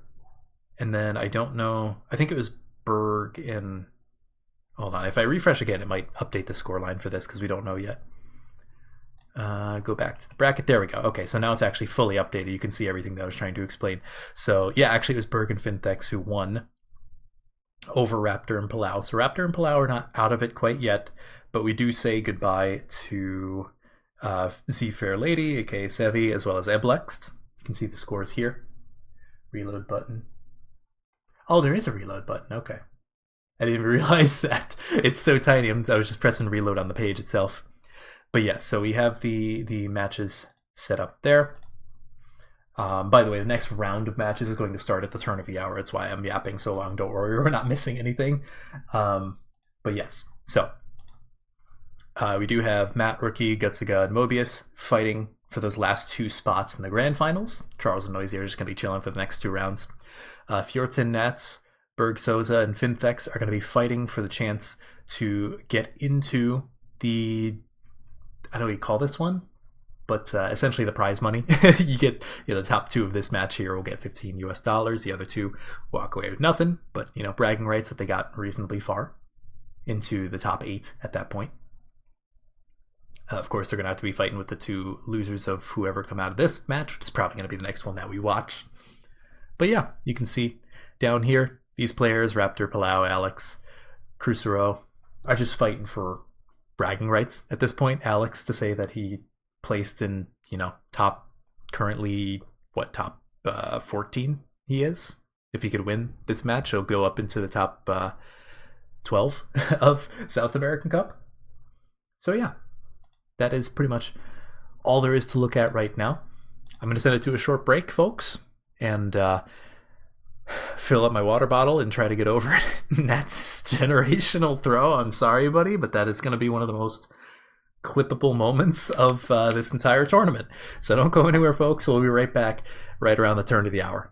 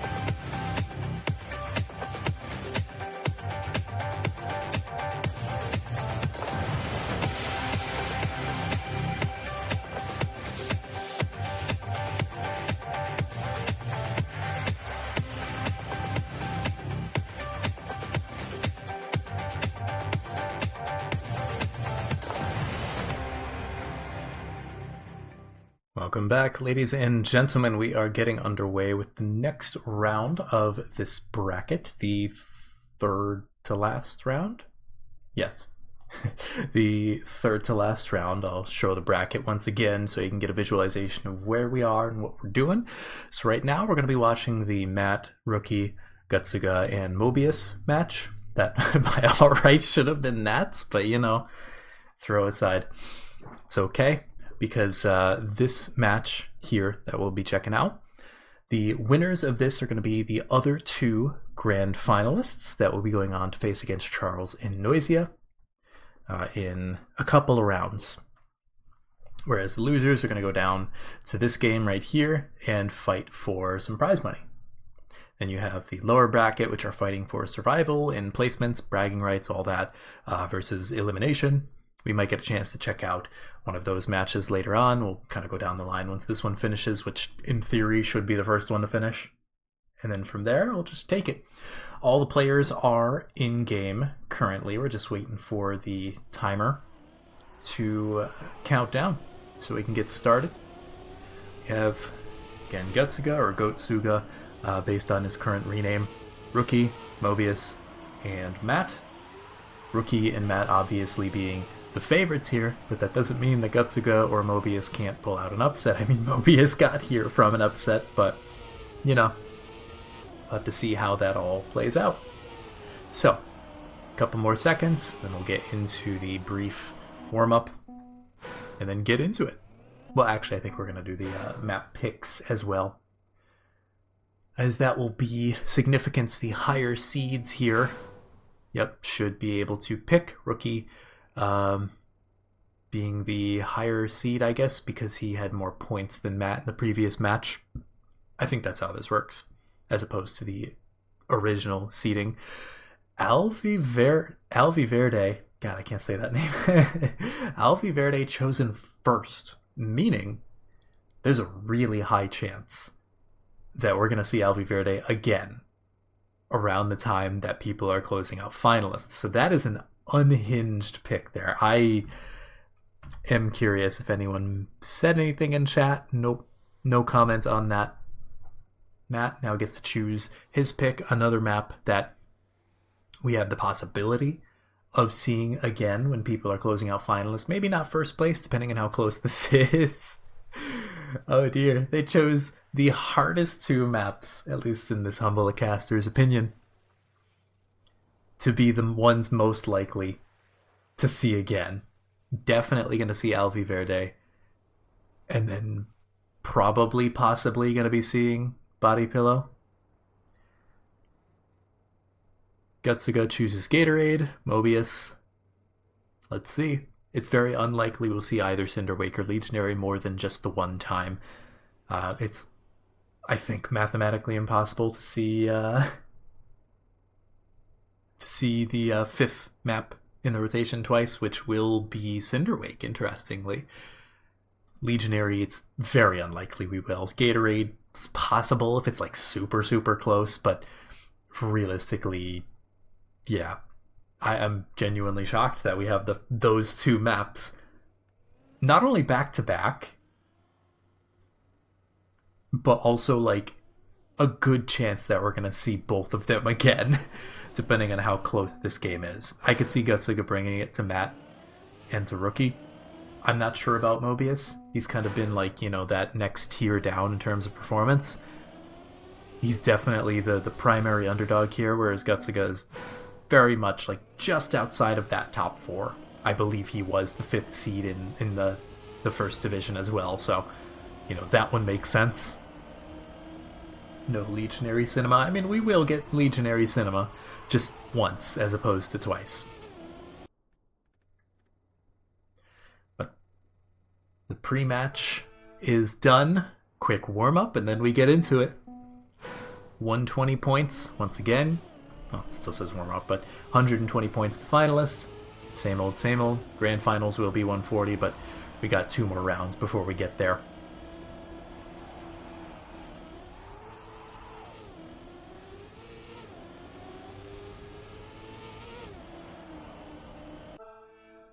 And well, I hope Rookie and Matt perform on these first 2 maps because they're the ones who chose them. This comes back to bite them in the butt, then I have no idea what to make of it. Right now, though, Matt, solid start, solid lead. Gutsuga, pretty unsurprisingly based on yesterday, far and away gets the bug slide the best. Matt, though, somewhat surprisingly, normally gets the bug slides really clean. But right now, he seems to be struggling with some gear issues. So may or may not be able to hear, so it's Gutsuga and Rookie up towards those top 2. Matt, to be fair, didn't choose this one. He chose the next map, which is also a different kind of unhinged. And yeah, it looks like Mobius struggling there on that transition. It is not an easy one to make. It's a pretty rough speed check, and you need to have the right line for it. And Gutsuga takes the first round, 57-7, not too shabby. Rookie with a 58, Matt with a low 58. Oh, and I don't think Mobius is getting points here. That's a rough one. But you just gotta take it on the chin and go next. A little bit of rubber banding there from Mobius. Hopefully nothing too crazy to affect his performance, but clipping the triangle checkpoint will in fact affect the performance. Again, Gutsuga gets that bug slide so good every time. Whatever his lineup is, he has it on lock. It's like he was rocketing away from Matt for a minute there, although Matt gets a pretty solid bug slide right there, so they're trading blows 1 for 1. Neck and neck right now with Mobius and Rookie a second or more behind. Now Gutsuga looking to maintain his streak right now. Matt looking to get more than just 4 points on the board. I don't think anyone touched the water, and based on how they're handling on the grass, they did not. But now, coming into this, small drift from Matt, maybe looking to get a better, more aggressive angle, but I think Gutsuga had more speed at the very least. He will fall down into second place. Only lost a couple of tenths there, but still, a first and a second is better than a third and a first, for now at least, but that does mean that there's only 2 points separating them. Rookie falling down to third, but again, we're so early into this. We're just 10% of the way through for the top 2 right now. Nothing to freak out over. And still, Matt going very aggressive uphill there. Gutsuga, I don't know where Rookie was going, but I think he had to go safe. Yes, he very much had to go safe. Where is everyone going? Okay, so Matt's alone right now. I'm like trying to find a good spectator point for like the front of the pack, and it's just Matt. I'm sure he sees the splits by this point. Seasoned veteran, recently coming back to competitive play. Love to see it. And you can see he's not risking much. He doesn't need to. Mobius is the next closest opponent, and he's not in the same ballpark. So, I mean, Matt can just chill. He doesn't need to drive world record. It'd be funny if he did, but I'm not expecting it. And sure enough, 10 points. Now it's going to be a race for everyone else just to finish. And they do. Gutsuga does manage to overtake Mobius in the fray there, and Rookie getting last place. Not looking too hot on his own map pick. Gutsuga performing maybe a little bit of an upset. He is 5th seed in the upper division. Rookie was 3rd. Matt's 2nd, and Mobius, I think he was like 6th. Might have been 7th, I'm not entirely sure. Matt actually getting a much better bug slide than Gotsuga. In this round, Rookie trailing behind, but not by too much. Very wide line. I'm not sure if that'll really help or hurt him. I think it's more or less the same, just different lines of the same outcome of being about half a second behind him. Okay. Matt deciding he wanted to join Cirque du Soleil, and Rookie deciding that Gutsuga deserved, a solid 10 points, or getting a chance to get up in the first place. Chat, please clip these moments, because otherwise we're going to forget all about them the next time the NCSA Awards rolls around. Either way, Gutsuga with 58 flat, pretty solid time, and Rookie should be able to finish. Just don't grind the side of the loop. Okay, yes, he gets the 3-pointers, but for something that was his own map pick, and something that he distinctly decided that he wanted to play twice, in theory. He got last, like, 3 out of the 4 rounds there. And so, like, maybe not the best choice there, Tuki, just saying. Either way, moving over to Matt's map pick. Sitting pretty. Ignore that, it's warm-up. Sitting pretty in 2nd place overall. Rookie not doing too hot in 3rd place, only 1 point away from last. And Gutsuga got out of that with a steal. I mean, he only lost 8 points from the theoretical best outcome. That's pretty good. It wasn't even his map pick. The next one is his map pick. Currently punching above his weight class. Rookie looking for a very wide drift. You can see the exit speed is paying off. Currently in the lead by just a little bit. Matt not looking to give any quarter, but gets a little bit of an awkward bounce there. The reactor prevents any travesties, but does not help with the lost time. Gutsuga falls further behind, closer to his 2nd now, and he's just trying not to get last place in this round. Rookie, despite not having chosen this map, is doing quite well on it. As long as he can maintain that through the ending, which, as we know, is kind of like Russian roulette. Is he going to make it? Who knows? We'll find out right now.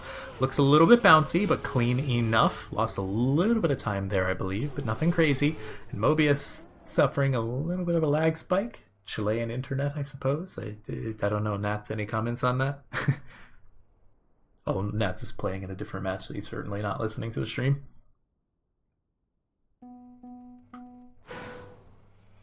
And, well. Okay, let's get off of Mobius. The rubber banding is not good for a watching experience. Hopefully not affecting his play. But Rookie, at the very least, is able to claw his way back into this. Another good round win, and he would have been contesting even more, but looking at the splits as I say that, he had already crashed. So now it's up to Gutsuga to prevent Matt from getting an easy 1st place, not just in the round, but potentially overall. He's only 2 points behind 1st right now. And again, this is his map pick, so you're expecting Matt to do pretty well. But You know, as his opponents, you don't really want that. Matt and Gutsuga both kind of struggling there in the dirt section, but Matt was already in the lead, bouncy, and so is Gutsuga, so nothing really changes there. Rookie coming in a solid 4th. Not really going to help him catch back up to the pack. And if anything, it's going to allow Mobius to claw his way closer and closer, because right now we have 2 distinct parties here. A fight for first and a fight for third. A fight for not last. As long as there are, you know, no major mistakes, it seems pretty consistent for the top 3.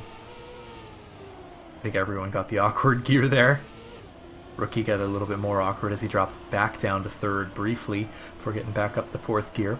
Matt, however, had to oversteer a little bit on the plastic sausage there. Rookie, bit of an awkward line, but has the potential to take more speed coming out of this. I think it stabilizes at about half a second, but not the worst. Small release and a touch there. So he's going to be losing a lot more space from the leaders. Gutsuga would love to retake first place overall, and he certainly has the speed. He's slowly catching up. Is it going to be enough, though? He goes higher, tries to overtake, but not quite there. Matt maintains on his own map pick, and Mobius, avoid the hole. There you go. Got it. Off the backboard, into the finish. 3 points is 3 points.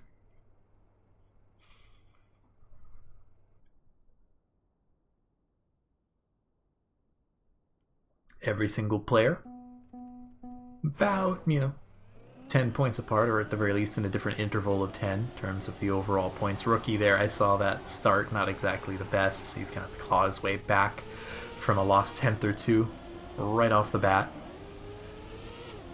Mobius not getting the best gear there, so he will lose some speed compared to Rookie. But right now, it's all Brazil up in the front.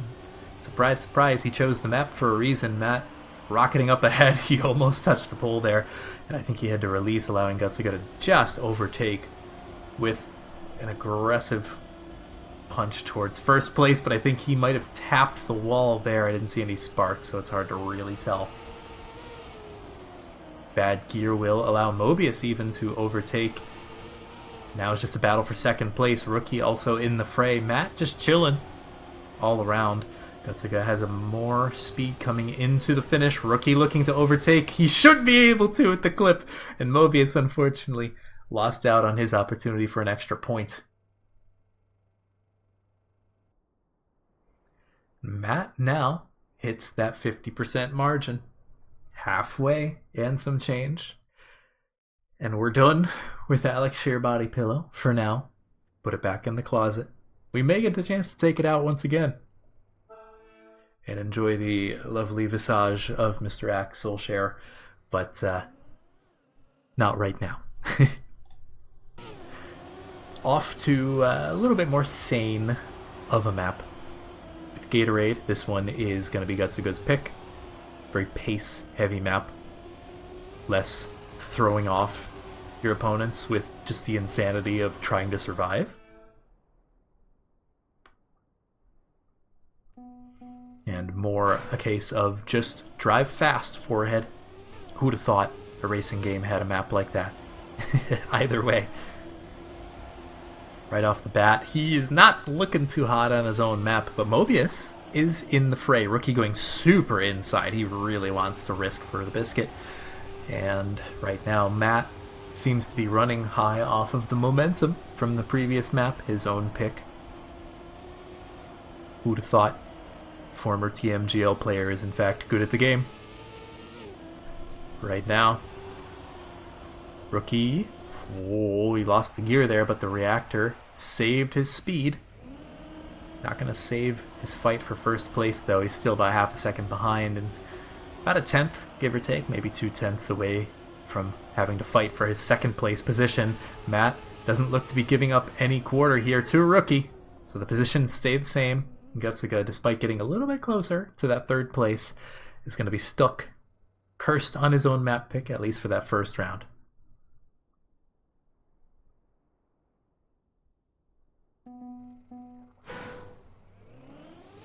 Maybe this time he'll be able to get a little bit more out of it No clips here to start. Looking much better. Up into the fray. Rookie going very wide again, looking for that extra speed here, and I think Matt might have had to release there because he lost all the speed all in one go. He's not fully out of it. It wasn't a crash, but it was a release. And on this kind of map, any lost speed feels permanent.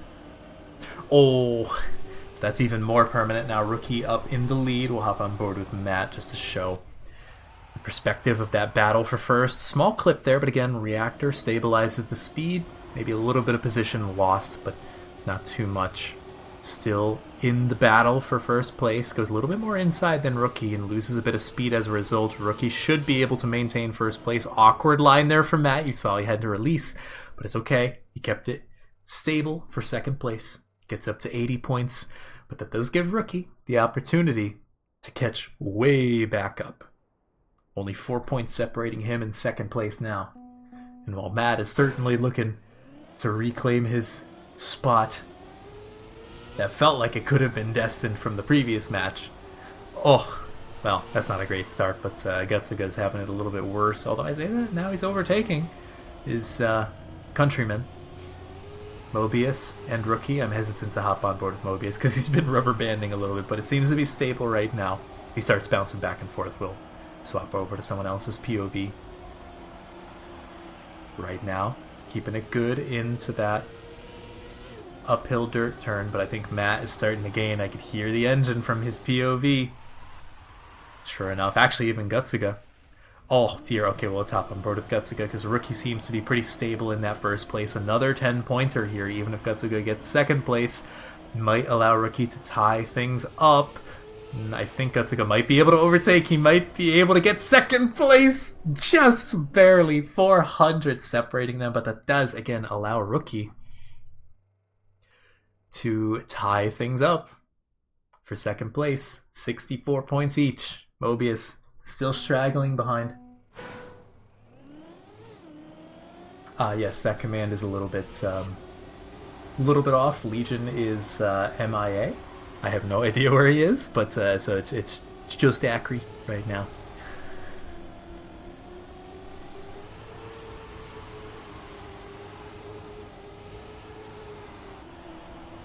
Currently Rookie. Not even his map pick. Well, hopefully not Rip Legion. I hope he's just like slept in. But either way, Rookie, again, looks really solid on this map. He looks super consistent. Gutsuga and Matt have been struggling to keep it consistent. They're fast, but who knows, man? Not quite able to keep the consistency of Rookie. And right now, it's going to be yet another 10-pointer.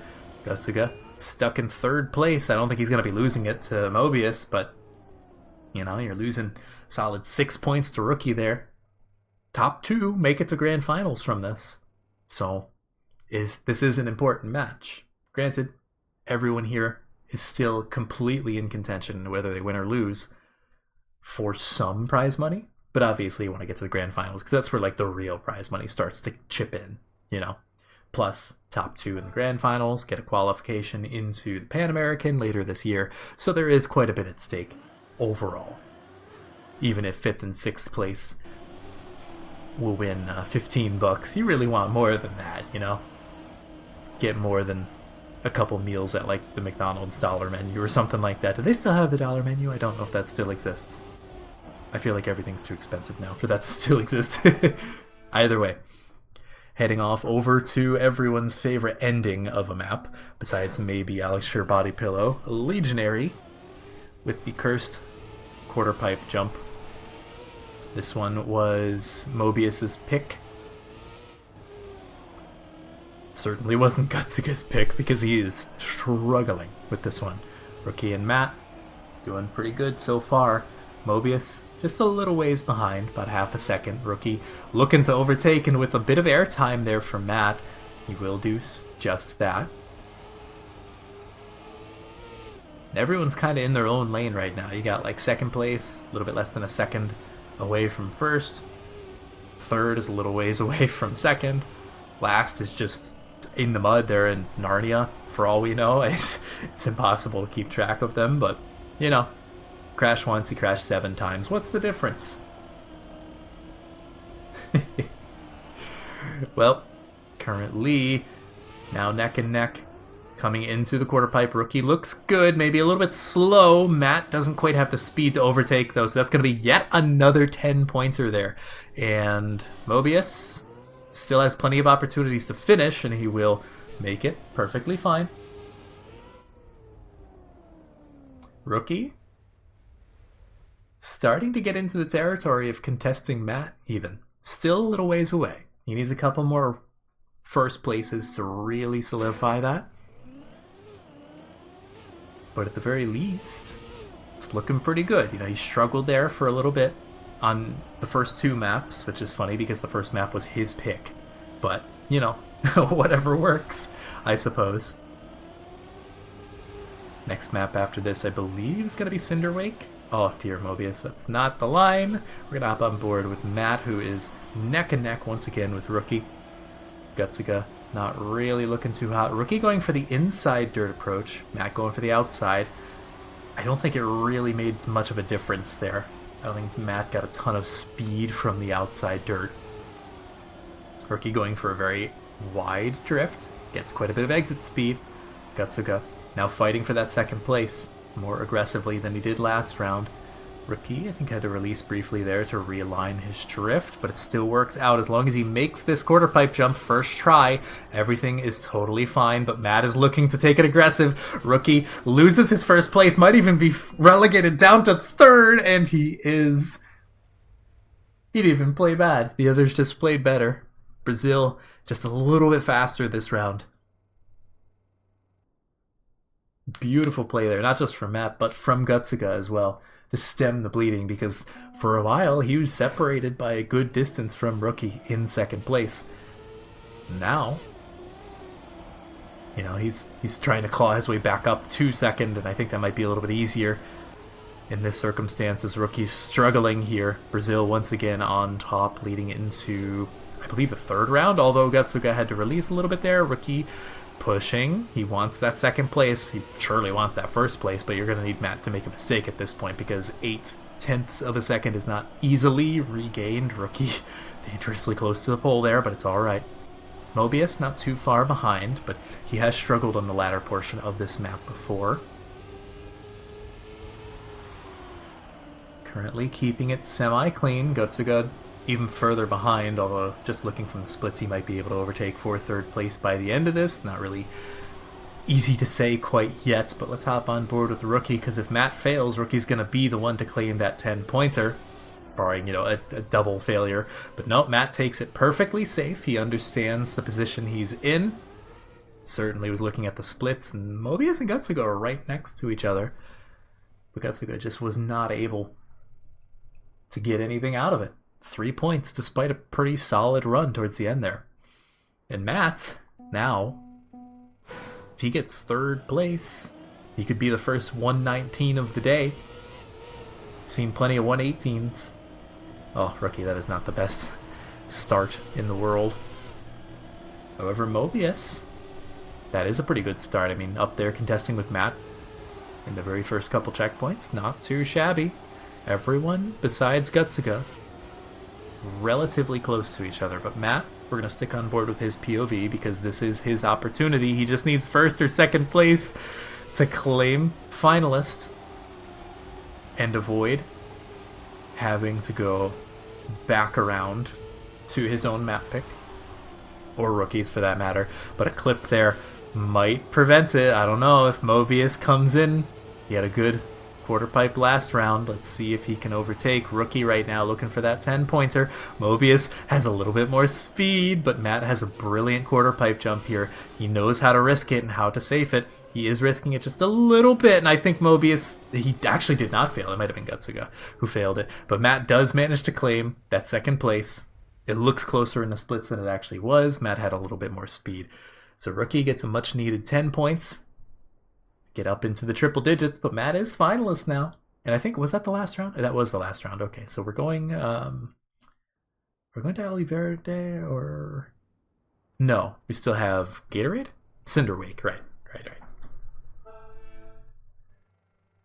It's getting a little bit dicey now. Remember, only playing to the top 2. Cinderwake is nothing but pace. I ignore Matt's crash. That's warm-up.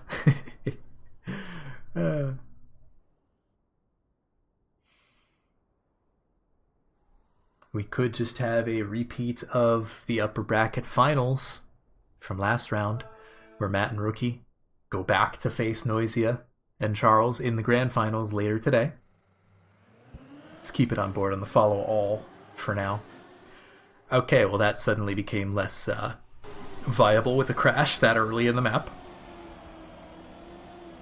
Now, currently, up, basically entirely up to Gutsuga to prevent Matt from closing this out, claiming first place in this match. I guess we can call this match the lower bracket finals. I don't know, the bracket's multifaceted this time around with Matt hitting the wall, loses quite a bit of speed, but Gutsuga has a bad gear and he loses quite a lot of position there. He's gonna have to send it as hard as possible, but this ending isn't exactly the hardest thing in the world, and that's... we're just gonna hop on board with Matt because now it's up to him to just not screw something up. We're now past the point of someone pushing and, you know, stealing it away from him. It's just gonna be Matt walking it in. He's got about a second and a half, and all he has to do is not crash the finish. Wasn't even close. 103.9. That's going to be Matt as the third grand finalist.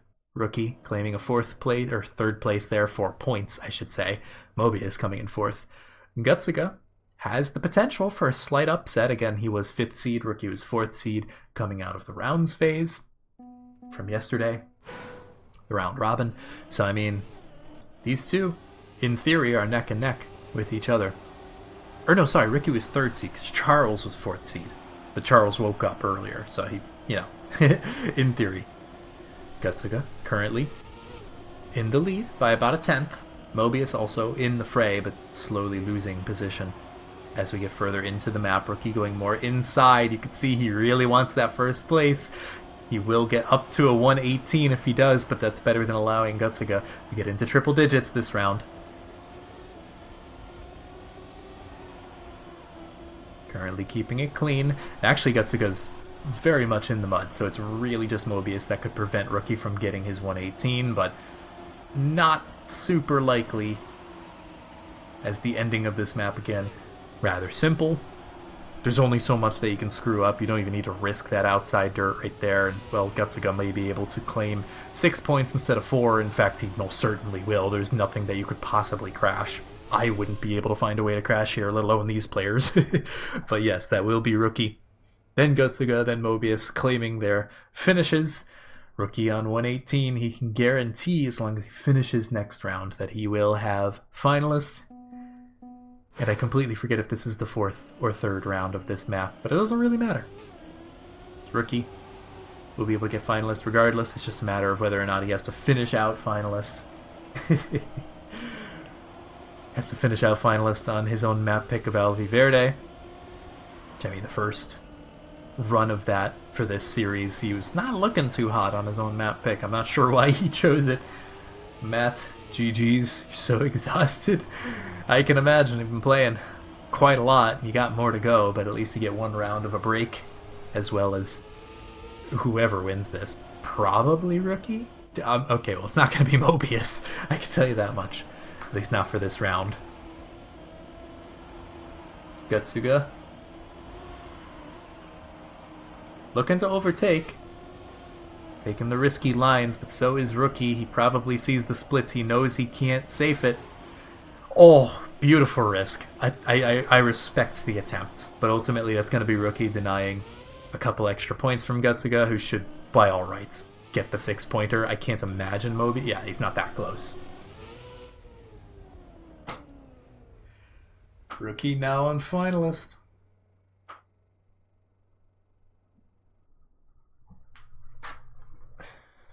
Let's see, was that the last round of this map? Nope, we get one more. Rookie has the opportunity to close out the series here and now, but he's going to have to keep it clean. No mistakes. Push. And just show them all why you're 3rd seed.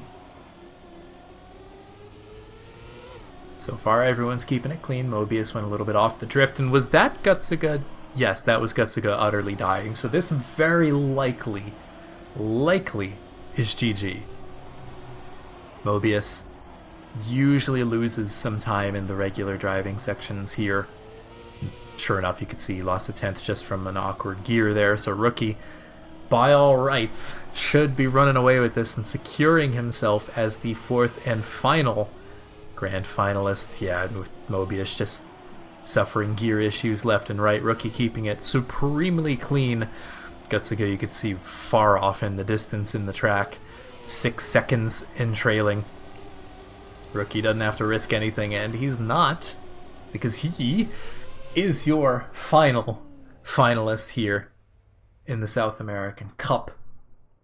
But we'll get to the grand finals later on, as let's go check on some of the other matches that may or may not still be going on. We'll hop on board with the upper portion of the lower bracket. These players are I think mostly incapable of getting to the grand finals. I honestly have completely forgotten what the bracket looks like at this point, but right now Nats did not choke the first place this time around. Berg, Souza, and Fjorton. Ooh, a little bit of airtime there from Finthex. Berg and Fjorton fighting it out for who can respawn the most, apparently. But realistically, who can get to the finalist second of this lobby certainly will not be happening this round.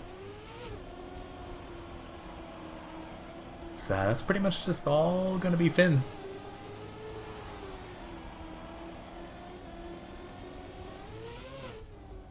Ironically, also on Cinderwake. I don't know how or why these map rotations seem to be in sync, because they technically have different rotations, but it feels like we're always hopping from one lobby to the next and seeing the exact same map that we just saw.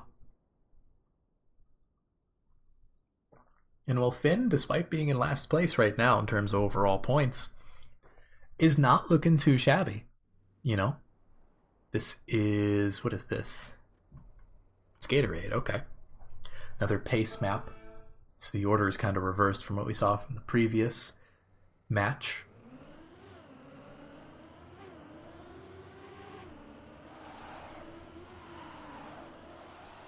Ignore any crashes. This is warm-up. We're still good. Nothing catastrophic now, but crucially, Berg, of course, wants to deny Fjorton from getting finalists, but if he does that, he will hit the dreaded 119. So, we'll have to see. Maybe we can see our first 119 of the day. Couple 118s so far. Currently, Finn up in the lead. Berg keeping it close though. Fjorton starting to trail, and I mean, he needs first place if he wants finalist here and now. Currently, Finn still battling it out. Let's hop on board with Berg. Fjorton's a little bit too far behind.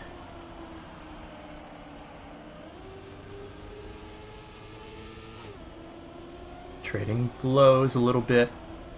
Finn falling further behind, and Fjorton rocketing up into first place, having the best speed out of the three of them. May he be able to claim finalist here and now despite Berg's best efforts? I think he will. He just needs to not crash the finish, which is relatively easy. When all is said and done, it's not the hardest finish in the world. Fjorton is our second finalist, but is he going to be able to close it out? That's a whole different ballgame. Berg just needs first or second. Third place will get him 119, so that's still on the board, but he would have to crash pretty aggressively and hope that Finn is the one to deny Fjorton at that point, which, you know, is not the best course of events. I don't know where Fjorton is. Where is he? Oh, he's actually not that far behind. I didn't hear the engine, so I was like, did he crash? But no, we're still good. Finn currently looking to deny. Fjorton was able to steal first place away towards the latter third of the map, and he might be able to do just the same thing here. His line is so much better than everyone else's right there. Berg now has to push it because this could be the end of the series here and now. Fjorton looking to take it all home, but Berg passing by. Now Fjorton, now Berg, and it's not going to be Finn, that's for sure. Berg looking to overtake, but Fjorton takes it lower, and he will claim second place. Unbelievable play there. The very end, down to the wire. Fjorton, Mr. Former Piwo, and that is going to be the end of that round. We do have another round before we get to the grand finals. Let's pop up the bracket here, and it looks like it's almost fully updated. Let me send it over. It has updated for everything besides the match we just finished watching. So as you can see, if I press reload again, maybe it'll update. Not quite, but we do know that Nats and Fjorton will be moving up here to first. Mobius and Gutsuga for $15. Top two will get $15 from this match. Grand finals are happening afterwards, and it does look like Crucero and Alex finally dropping out in what would that be, 13th place? Not too shabby for his very first South American Cup performance. Do have Raptor and Palau winning out that match, and will be fighting essentially in this case with Berg and Finn for bragging rights, somewhere between, you know, top 9 and top 12. And then, yeah, so we'll be following along with this one. The Gutsuga, Mobius, Fjorton, and Nats. There we go, it updated now. You can see everything. Then, it's bracketed. I know, who made this website? I don't know.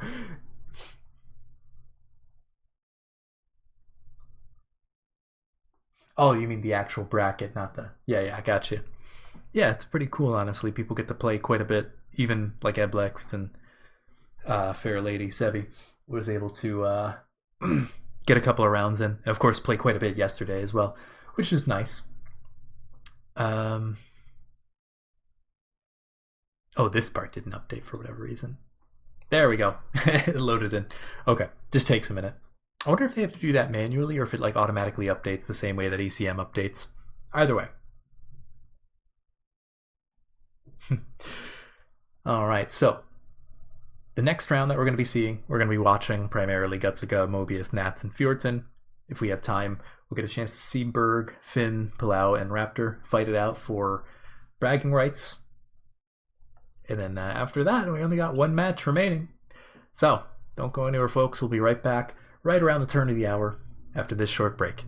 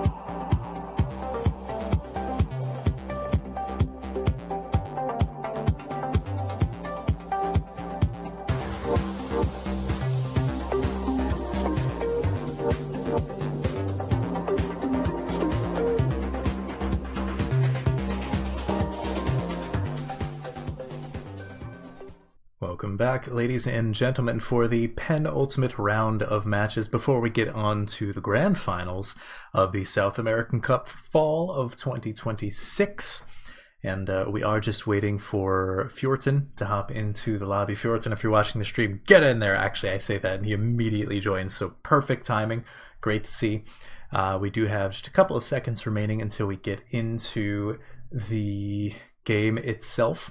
So we can take a brief look again at the bracket to understand what we're going to be watching. We're going to be watching this match here, Gutsuga, Mobius, Nats, and Fjorton. And then there's also going to be Berg, Souza, Finthex, Palau, and Raptor playing in another match that we might get a chance to see if this one ends early enough. And then after both of these are done, we're going to get a chance to see the grand finals in about 1 hour from now. Noisia, Charles, Matt, and Rookie will be playing in that. But for now, again, we're going to be watching the consolation finals, I guess you can call it. It's realistically the top two from this match. Gutsuga, Mobius, Nats, and Fjorton are going to be playing for $15 US each. The top two, that is. And we already have the map picks coming online, as you can see here. Alvi Verde, chosen by Gutsuga. Legionary, chosen by Mobius. Cinderwake by Nats. And Fjorton chooses Gatorade, so Alex share Body Pillow. We probably won't see more. We're gonna be following the upper match of that bracket. We're going to be doing the Gutsuga, Mobius, Nats, and Fjorton match. This one actually has stakes to it. It's $15 for the top two each. Couple more seconds here. About a minute, give or take. Then we will be hopping into the match. 120 to the finalist mode. 140 will be for next round of the grand finals, as per usual.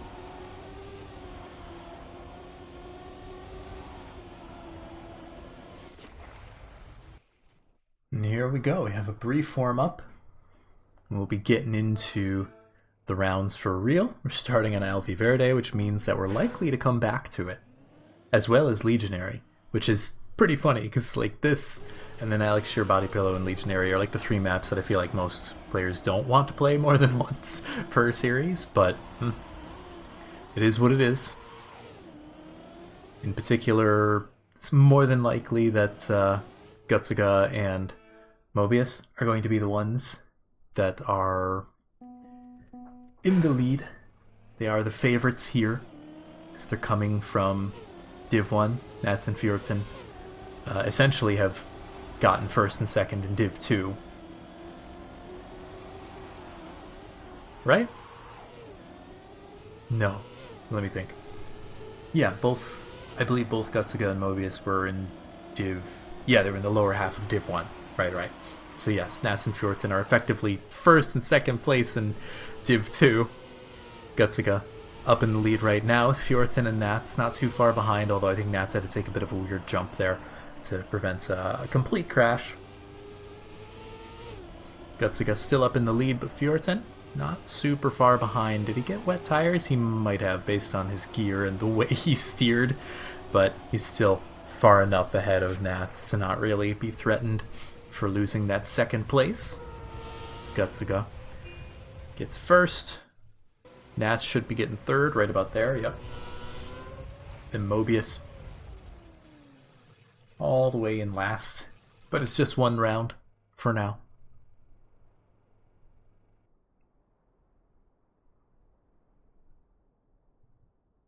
So you can see in the top right, 120 points finalists, and then from there, just got to win one more round in order to close it out. Mobius with a clip early on, once again, this time in a different spot.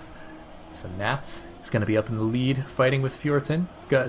Where'd Nats go? There he is. Okay, he's not dead. He's just... Okay, Fjorton probably could have made the risky, but it would have been tight. Decided to play it safe, but unfortunately he clips immediately after, so he's going to be stuck in third place. Actually, in fourth place, Mobius was able to overtake. So it's just Nats versus Gutsuga.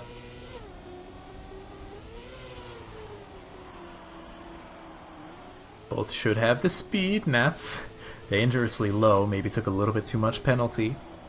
But Gatsuga had to release there. Maybe even got a bad drift. So Nats now, he's been in this position before.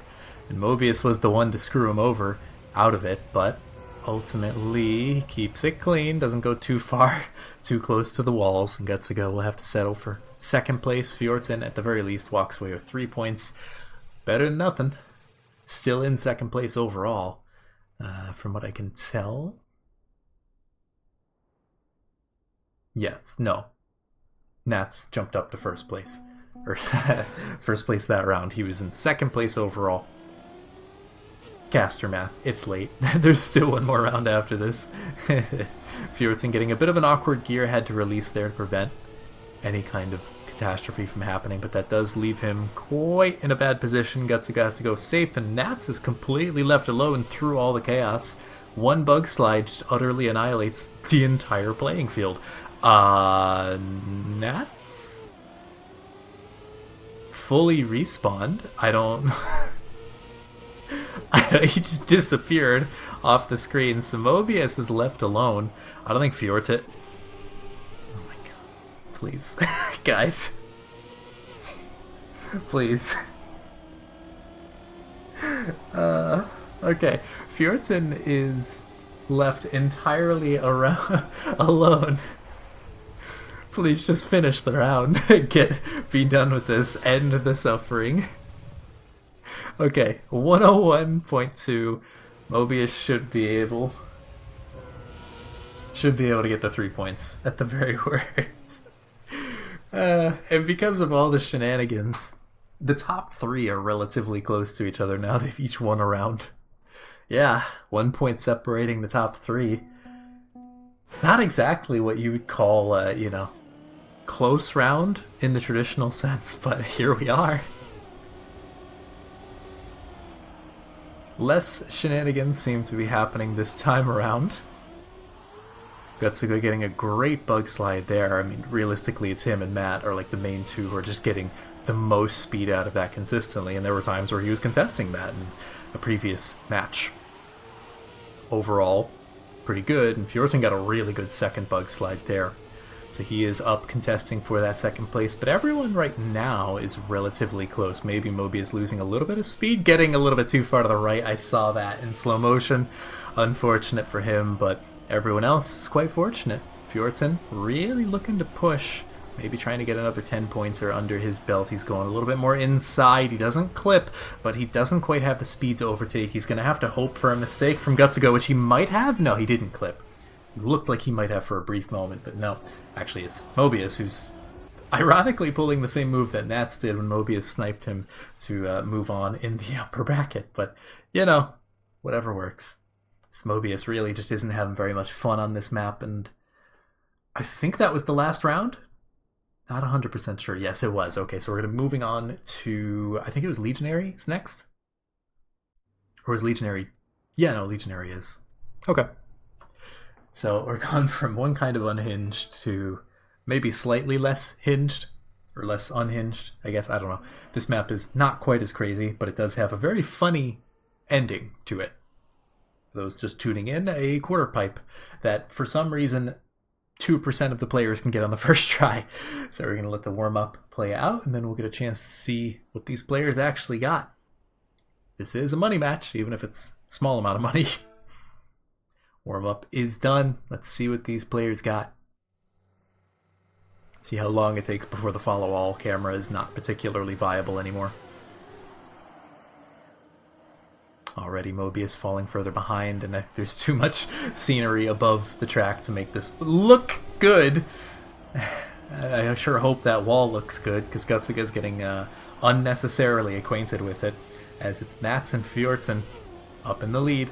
Mobius a little bit less than a second behind, but it feels like he's losing more time every single checkpoint. Nats currently ahead of Fjorton. We'll see if Chile can stay ahead of Colombia for that much longer. Fjorton, beautiful drift, does not clip the right side there. Just one drift puts him right back into contention, even a little bit ahead of Nats by a few hundredths. You can see the specialties of these players playing out in real time as we're coming up to the dreaded quarter pipe jump. Let's see if Fjorton's efforts will pay off. He does get it well enough, and I don't know if Nats actually got it. Fjorton very much is going to get into the finish, so I feel safe. Oh, actually, Mobius was close enough behind that. Oh, no, Nats. Oh, dear. I don't think he's going to finish. Yeah, no, he couldn't even get it the last time. Sure. Why not? Well, that actually bumps Fjorton up in the lead. Believe it or not, car's stuck. Yes.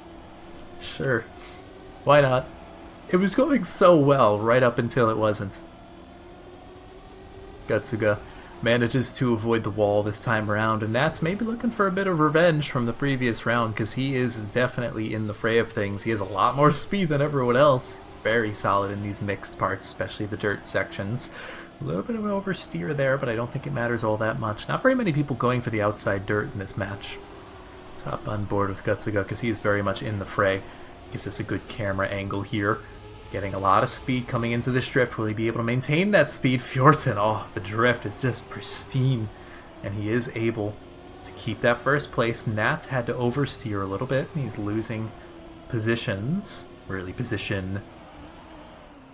Coming into the quarter pipe. Is Fjorton going to be able to keep it clean once again?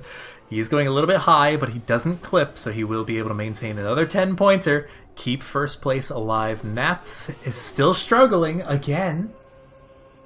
He does make it. Golf clap, he made it. Good stuff. Yeah, but it's only 3 points, so I mean, there's still room to improve, but getting some points is better than no points. But right now he's fighting with Mobius for last as a result of that.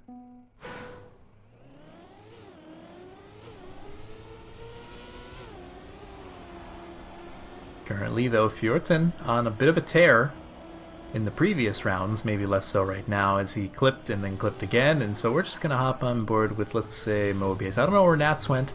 I'm afraid to ask at this point. It's these two, Mobius and Gutsuga, battling it out. Gutsuga has to steer pretty aggressively, and that will lose him a little bit of speed, but Mobius isn't quite close enough to make it super dangerous quite yet. I look at the splits, and Nats is in last place now, so some questions don't need answers.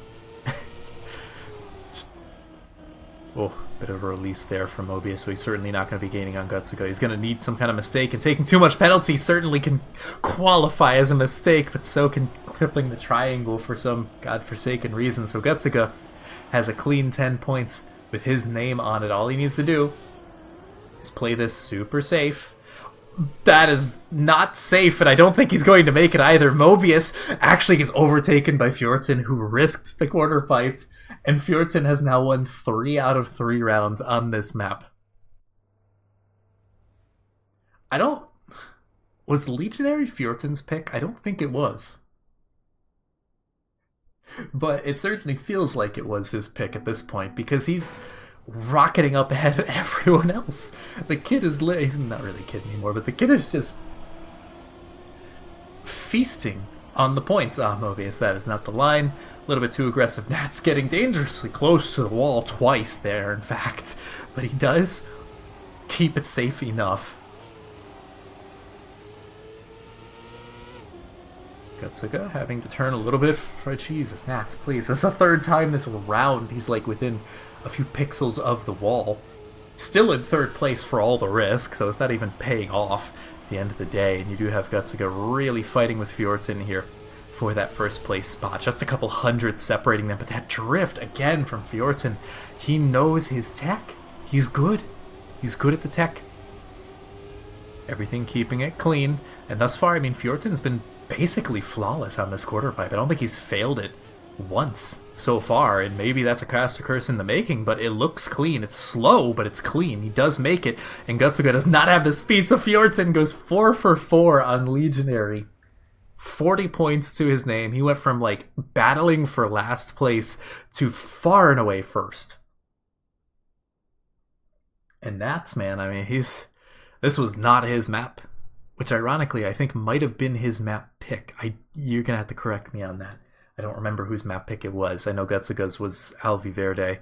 Beyond that, it escapes me. Either way, we're done with that map. There's a somewhat of a chance that we won't see it again. Maybe second place. We'll have to fight for it. And by the way, I believe we are fighting all the way to third place for both this match and the other match, leading into the pre-grand finals. Words are hard. I'm tired. That command is partially incorrect. Legion is MIA, so it's just me. But yes, it's half right. Technically, the exclamation point caster command is correct, because that's from yesterday when I was solo casting and ended up still solo casting today. I hope Legion's okay.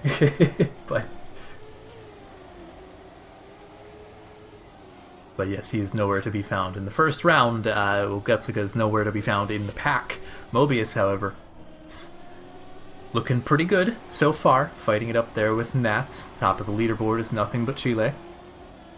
Nats looking clean. Certainly more clean than last map, but that's not a very high bar to hit, because I think he got last every single time, just about. He didn't even finish one time. Oh dear, well, a small clip there is going to allow Mobius up in the lead. No, never mind. They're trading blows, but there's not a definitive first place quite yet. Never mind. Nat's got an awkward gear, and everything is just up in the air right now. Gutsuga is trying to claw his way back. So is Fjorton, but I look at the split, and it goes from 0.5 to 2.9, so maybe not having the best of luck there. Oh, Mobius with rubber banding, but he should remain in first place. Gutsuga, however, manages to snipe Nats due to... I don't even know. It didn't sound like there was a bad gear in there, but it could have been. Could have just been a release in order to prevent catastrophe. And I mean, Mobius now a couple points ahead of Nats. Not looking too hot for the TO himself.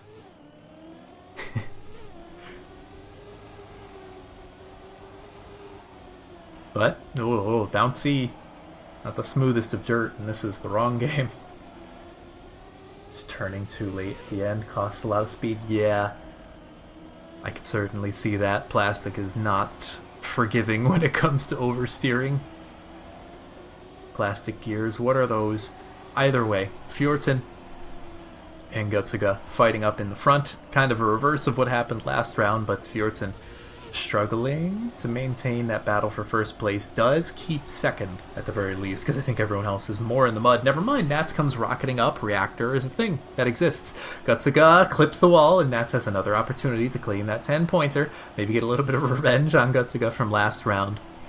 But is he going to be able to contest? Maybe, maybe not now. He got an awkward gear there, and that might have been from a clip.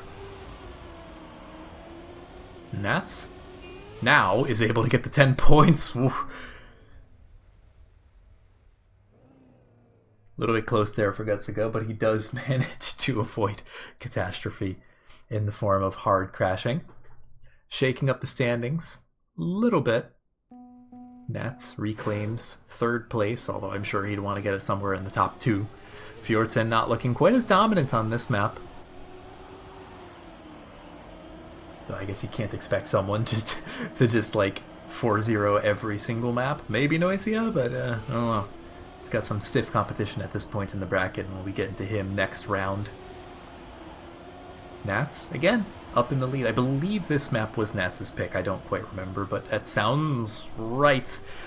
But the light post sounds wrong for Fjorton, because that is very much not where you want to hit. In fact, that was basically a sign that said, don't hit this, but he did anyways. It's a light post, not a cop. Gutsuga getting a bit of an awkward gear, preventing him from gaining too much position onto Nats. Oh dear, that's a lot of oversteering, and I think he's losing about a 10th because of it. Nats keeping it clean in the lead. Mobius and Fjorton kind of stuck in their third, fourth positions. Gutsuga with another awkward gear, and it's just not working out for him on this map. Raw pace seems to be something that plays in Nats' favor. Fjorton does manage to overtake Mobius just a little bit. Claim an extra points, but it's really just a small consolation. But thankfully for him, Gutsuga only got second place, so he only loses 2 points in his lead of first place. Let's take a look at the Colombian himself, Mr. Piwo Tech, see how he fares. after a couple rounds of warm-up on this map. Less tech turns here, more grass and reactor and dirt. Seems to be more up Nats' alley based off of the last couple of rounds. Sure enough, he's right up there. Gutsuga as well. Fjordson, a bit of an oversteer there. I think both of them just clipped, so Fjordson given free reign of the front of the pack. But Gutsuga ain't that far behind. You can't rest on your laurels quite yet.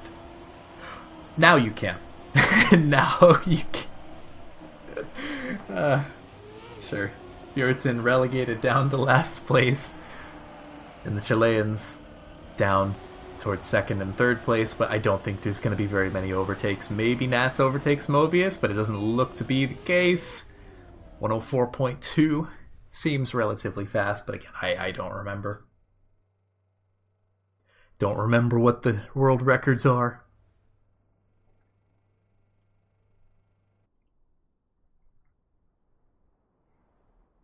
And now Gutsuga has clawed his way back up to just 1 point away from Fjordson, but just in time to swap over to... Is this Gatorade? It is Gatorade. Hard to really say who's the favorite here. I believe this would have been... I think this was Fjorton's pick, actually. I'm not 100% sure on that one. 103.07.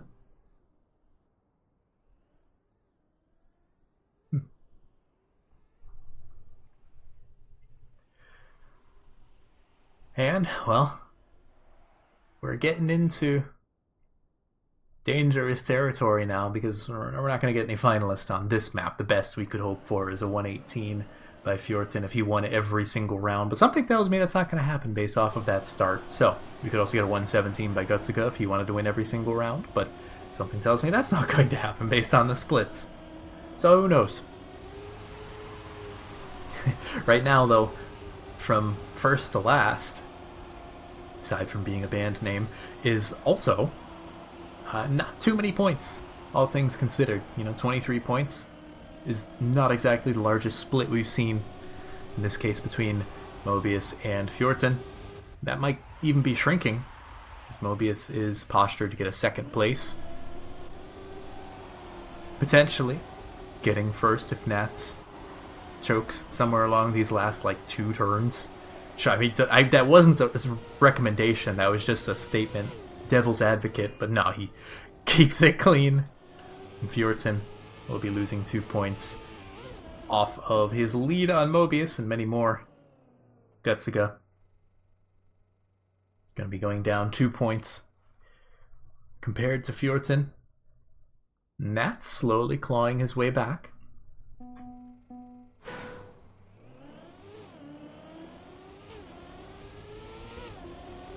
Doesn't really seem like there's any stable leaders in the lobby overall.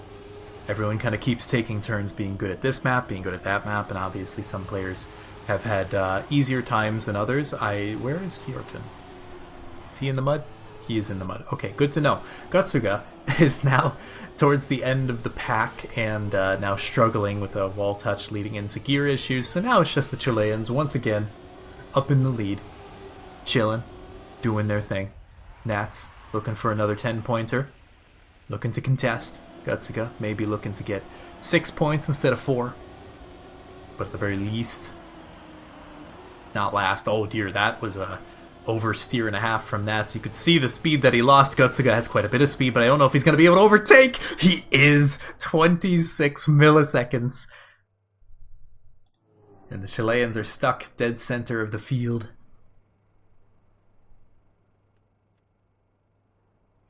What a snipe there. Absolutely crucial for Gutsuga. It's now 3/4 of the way to finalist.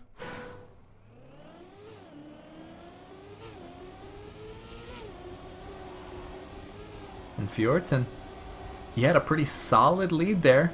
4 rounds won on Legionary. But it was short-lived. Gutsuga's been more consistent on basically every other map. Fjordson's really not had a best of times on this map prior to this round. Currently, he's up in the lead. Nat's on his tail. Gutsuga not too far behind and gaining. even Mobius is sort of in the fray of things, closer to a half a second behind. Oh, the drift. He's risking it. He knows the splits are close, and currently Fjorton still battling it out for that first place, but Nats gets it a little bit better. Nats has had some pretty solid rounds here, winning 2, I believe. This should be the 4th round. Fjorton going a little bit more inside as long as he can keep it steady. Is Nats going to risk the ending? I don't think so, because he made some kind of mistake. And Fjorton, there we go. 54.8, new lobby best, just in time to swap maps, I believe. Caster math, maybe. Bit of a chaotic round, but it will allow him back up in the lead by just 1 point. Nats not too far behind, and honestly, okay, that was the 3rd round, but honestly, even Mobius not super far behind. 24 points separating 1st and 4th. Okay, well, Fjorton apparently had 1 round in him, and then the rest are just mud. But yeah, 24 points separating 1st and 4th, not the worst split we've ever seen. Nats, unsurprisingly, up in the lead right now. Seems to have a really solid start to this map, and occasionally will make mistakes here and there towards the latter portion. But right now, he's exactly where he needs to be to get another 10-pointer. Maybe less so now. It's all Gutsuga. Mobius not super far behind. Should be able to stabilize with the 2nd place. But Nats, man, you had it in the palm of your hand. That will be the positions remaining the same after all of the crashes. Nats stuck with 3 points for what could have been 10. Oh dear. And that is the last round of Gatorade. Should be heading over to Alex Sheer Body Pillow. Gutsuga needs a 2nd place and a 1st place, and he gets finalists, or 2 first places if he really wants to deny some points from his opponents. Fjorton, not super far behind, could get finalists in 3 rounds. If he wins twice, then he could potentially get that dreaded 119, who knows? We will see. But right now, Gutsuga is not quite in the hot seat, but he's trying to get there. You want to get that finalist before anyone else, gives you the most opportunities to close it out. Just need 1 good round. Oh dear, but that's a no slide from Fjorton. Let's hop on board with Gutsuga, who's taking a bit of an alternative line.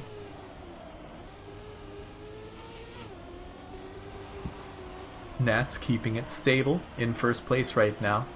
A little bit of airtime there, so he will lose some time. Doesn't quite look like Gutsuga's going to be able to overtake, at least not yet, but now he will, but they both clip. Nats gets it worse, though, so Mobius has a chance to catch up, potentially overtake for 1st place. Of course, the ending on this map is almost as unpredictable as Legionary. Mobius now up in the lead. Gutsuga had to oversteer. Okay, it's all Mobius. It's literally all in his court. He could safe it till the cows come home. He does just that, nice and clean. That's all there is to it. Nats will take 2nd place. Gutsuga doesn't get it awkward enough to allow Fjorton to overtake.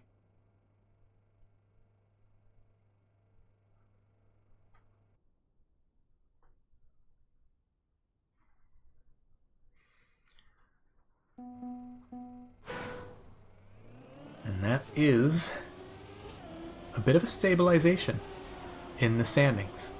Everyone's getting clumped together, slowly and surely. Just 21 points separating 1st to last, and that seems to be pretty consistent as people trade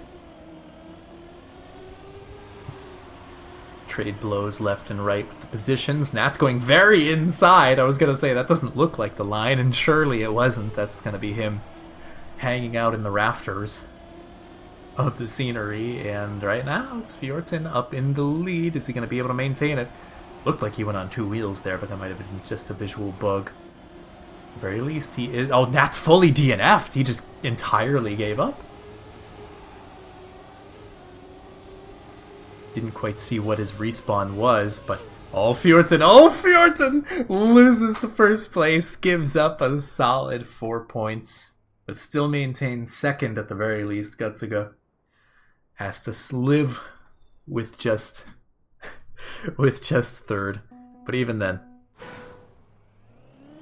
he only loses 2 points to Fjorton.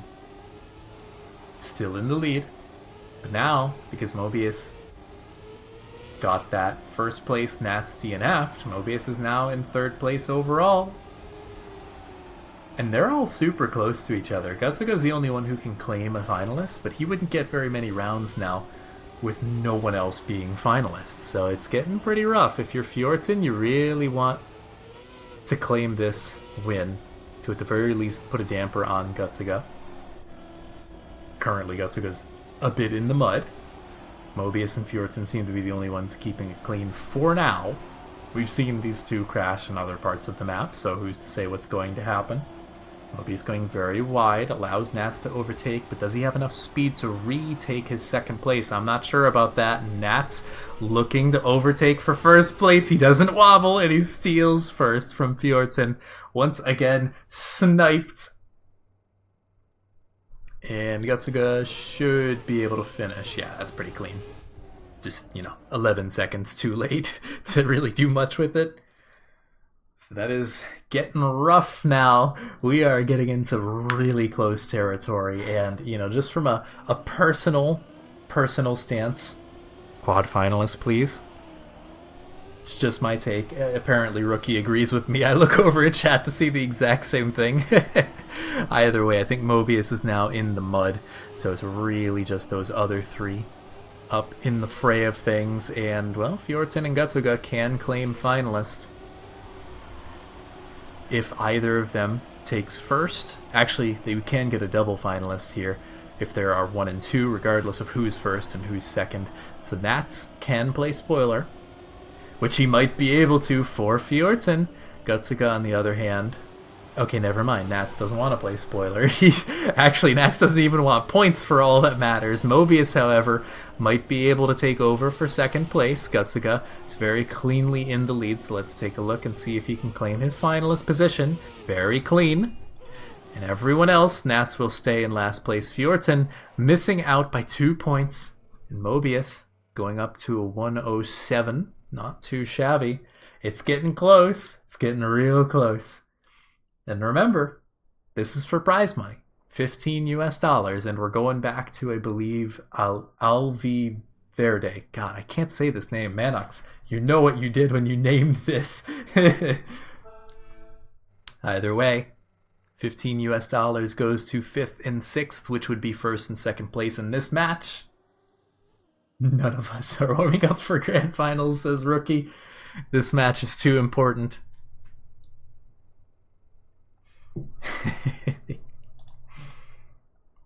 5 seconds, and we have the possibility. Now keep in mind as well, this was Gutsuga's map pick. He was the one who chose this in the rotation. So if anyone's going to have confidence here, it's going to be the man with the red F next to his name.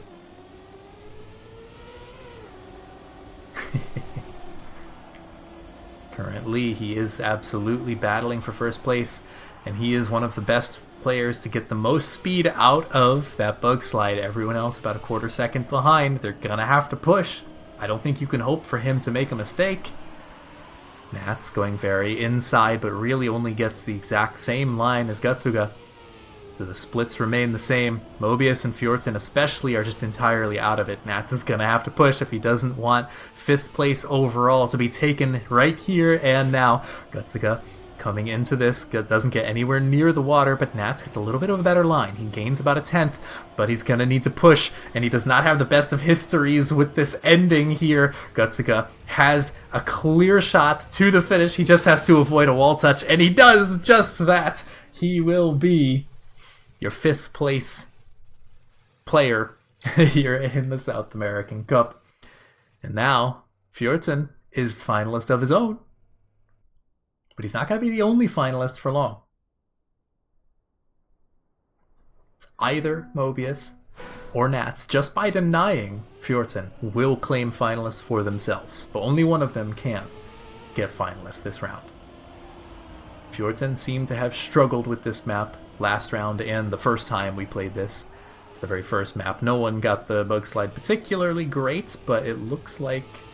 Is that Fjordsen? That is Fjordsen. So Mobius is the one who's in the mud. I don't know where Fjordsen went. He's in the mud now. So we're going to have a double finalist by the end of this round. That's just my prediction. I don't think it's the most controversial prediction because 5 seconds separating Nats and... Well, now Mobius, actually, Fjordsen is 2 seconds behind. What happened to Mobius? What is happening? Oh, dear. Nats, just don't. just do it. You know, just chill. Don't wall ride. You're not Sonic the Hedgehog. You don't need to, like, grind on the railings. You just go. It's nice and clean. Nats is finalist. Double finalist situation. And Mobius, please finish. Thank you. There we go. Mobius is now 5 points away. He can't imagine if he facepalmed. Don't speak that evil here, rookie. That's my job. Either way. Mobius now has to deny. Now, from what I understand, we are playing to third place for the overall positions. Reverse psychology. Oh dear, Mobius. So this isn't the last round, even if one of these finalists wins. Gabo can correct me if I'm wrong with that, but I'm pretty sure I saw him. Yes, we do play to 3 winners. Yes, I did in fact read. Okay, so we're going to have a second place in this match. Right now it's somewhat close, but Nats is certainly getting the better of it, and Fjordsen has struggled quite a lot on this map. Oh, yeah, and the struggles continue. It was just slow motion. Nothing to say while he was midair. It's just, oh boy, here it comes. Yep, well, Nats gifted this on a silver platter because he will be taking the silver medal in this match and $15 US. I don't know what you can buy with that in Chile, but I'm assuming some food, probably. Take out somewhere. Either way. Mobius, it's going to be a buzzer beater if he finishes. He's not going to finish. He's not going to finish. Oh my god. He didn't want the 119. Okay, well. Fjordsen has a little bit of a buffer.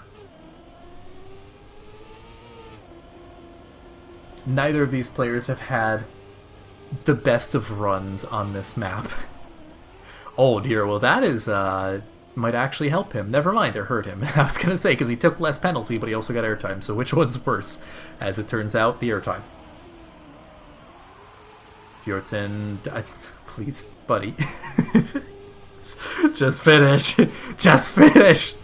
Where is... Oh dear, he's catching. Well, we maybe see... I said may. There was no certainty in that statement. Fjordsen, please. It's gonna be like a 1:11 finish time, please. This is the opposite of lock-in. This is just... face roll the keyboard and hope something happens, which it did. I mean, he got third place. He walks away with bragging rights of getting 7th place in SAC. So there's that. GG's all around. Mobius does manage to claim finalist at the very end of it all, but that is all she wrote for this match. Let's go check in and see if the other match is still ongoing. I was going to say maybe not, just because of how close that one was. But yeah, no, that is that. Let's see if we can't get the update for the positions. It's not loading quite yet. Yeah, I don't think so. I'll screen share. So if anyone has the down low on what happened in the other match, let me just refresh the entire page, see if that does anything. Oh, there we go.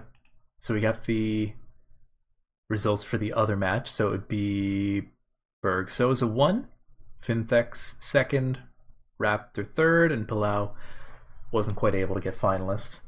And then obviously the match we just watched, it was Gutsuga, then Nats, then Fjordsen, then Mobius.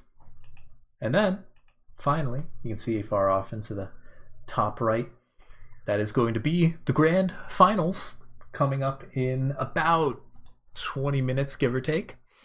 Get the players some opportunity to maybe get some pre-match practice? Probably not. They're probably going to go to the bathroom and get food and whatever. I don't know. But don't go anywhere, folks. We'll be right back in about 15 minutes, give or take. We'll hop in to the stream once again just before the start of the match to go over everything and whatnot. So we'll be right back after this short break.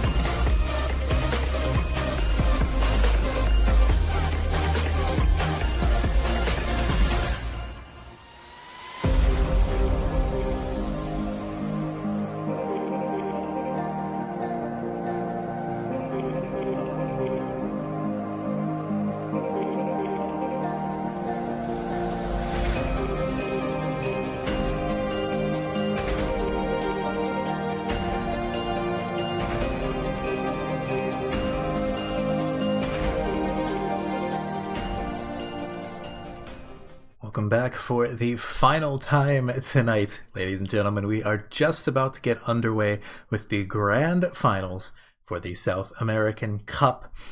Of course, the match, for those of you who are not familiar, who maybe have just tuned in, are the players you are seeing on your screen right now, the grand finals of Rookie, Matt, Charles, and Noisia.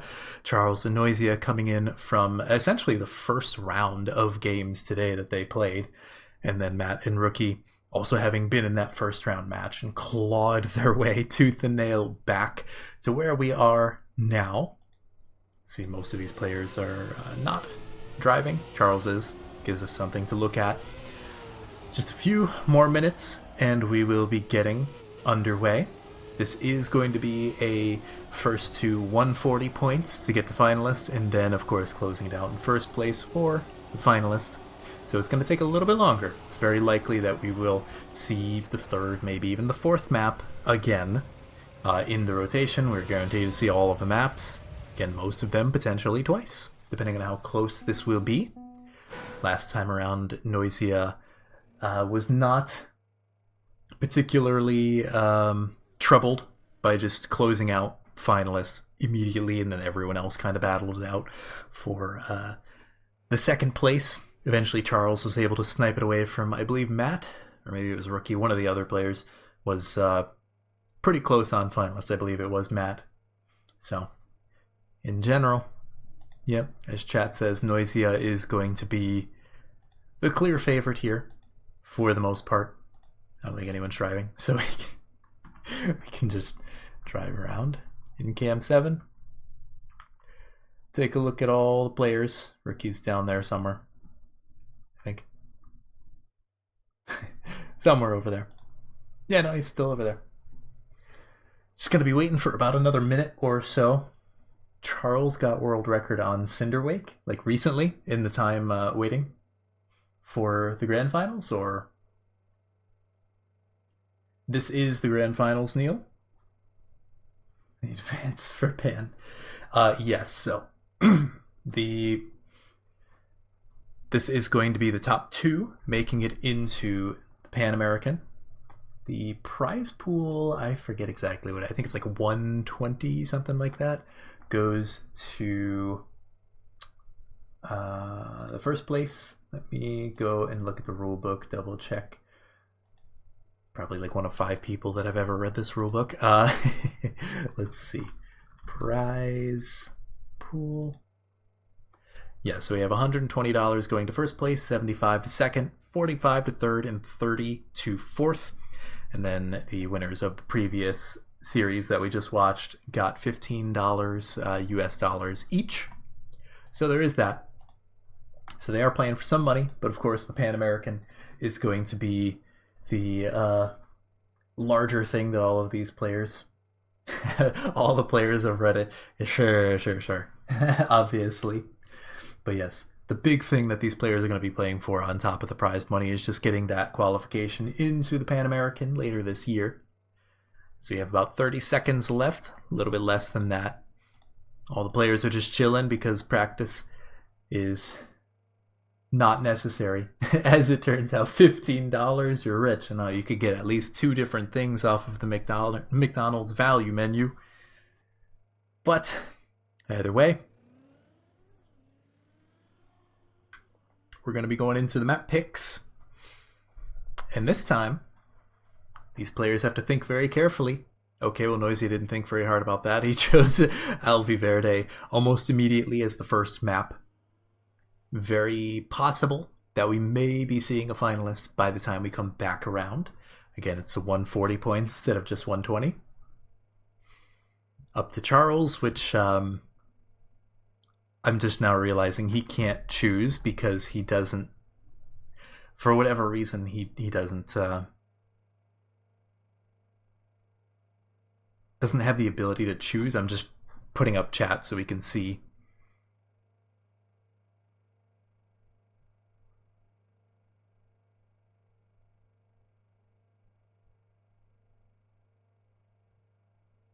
Noisia was joking. Okay, not really sure.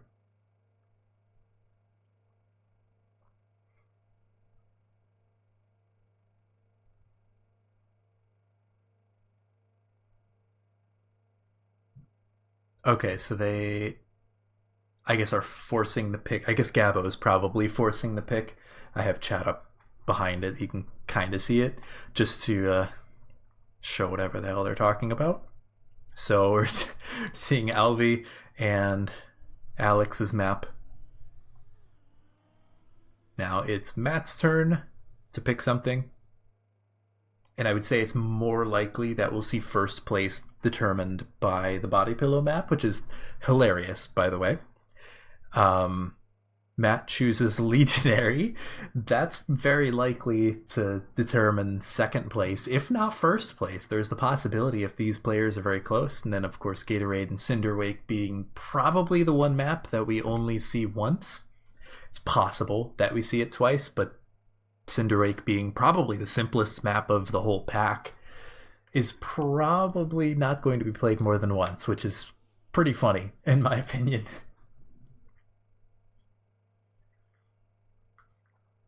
And we actually have a full lobby of people from different countries here in the South American Cup. Sometimes we have more Brazilians than anyone else. Sometimes we've had... Actually, I'm trying to think.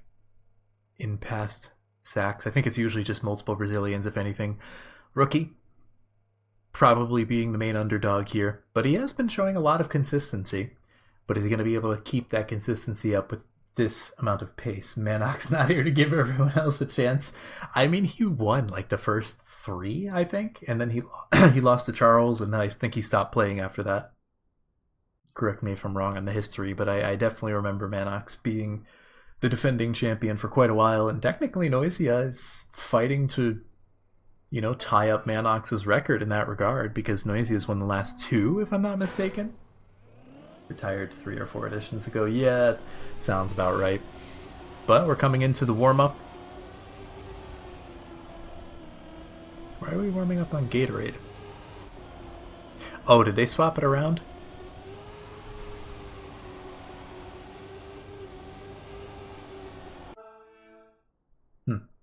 They might have swapped the map rotation around.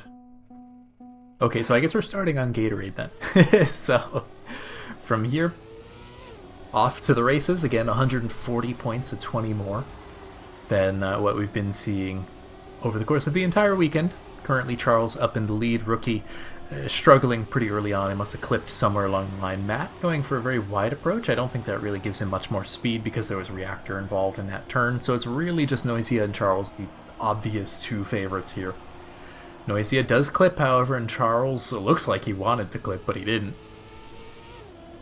Even despite the clip, Matt did not get any overtake onto Noisia, but now he has to. There's too many clips here. You're kidding me. How does he stay in second place? That command is slightly off, Gob. Legion is not here. I don't know where he is. I hope he's doing okay, but he has been MIA basically all day. And Charles is putting up some pretty nasty times. I'm pretty sure world record here is a 53 high. 53.9, I believe. But other than that, Noisia somehow managed to steal away second place despite like 3 clips over the course of that round. Interesting first round. I'm sure we'll hear from Legion at some point later tonight. Be like, sorry, I fell asleep. But hopefully nothing serious. Either way, Noisia up towards the front. Matt with a really nice overtake. In fact, Charles still up in the lead. Noisia in the fray of things, and even Rookie's not super far behind, but he's certainly battling for not last, as it turns out. Noisia just a little ways behind everyone else. Oh, Charles looks like he wanted to bonk the corner there, but didn't. Have to suffer through that. Oh, but Charles did that time around. Traded one corner for another, so now it's all up to Matt to deny Noisia.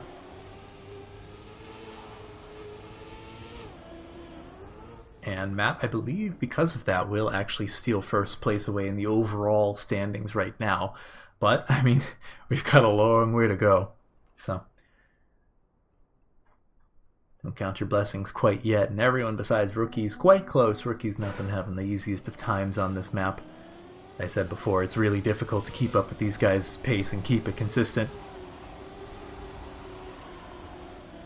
Whew. Dangerously close to the light post there from Noisia, but does manage to avoid any kind of crash thus far. Charles, again, looking really solid on this map. Ooh, getting really close to some of these walls here. Charles is. Noisia also taking a really outside approach. Matt seems to be a little bit further behind Rookie. You can just see his front tires there from Rookie's POV. Noisia and Charles fighting for it with their lives. Matt gets a beautiful inside line, now contesting for third place, fighting for not last and for first separately are these two groups, but Charles seems to be doing pretty good for himself. Noisia I don't think is going to be able to overtake, barring jumping too low and crashing the finish, but no, he jumps just right. 54.1. Quite strong times. I would expect nothing less from these players. Now we have a tie for second place. Rookie's still straggling behind. Not unsalvageable, but he's going to have to find some... Noisia. Yeah, saw that coming. Rookie's going to have to salvage some more points here and there if he doesn't want to get left in the dust. Because currently Matt and Charles seem to have no problems keeping their foot on the gas. But Rookie actually holding strong right now. Charles a solid almost 2/10 in the lead, but otherwise, okay, yeah, so Rookie's going to be stable in that second place, potentially even first place if Charles decides to clip somewhere along the lines, but something tells me that's not going to happen. We'll see, I guess. Caster curse in the making, we'll find out.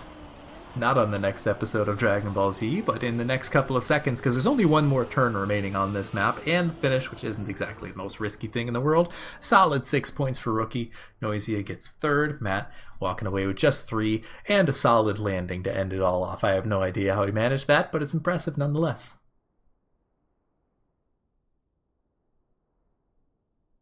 That is the end of Gatorade, so not actually sure which map we're going to next.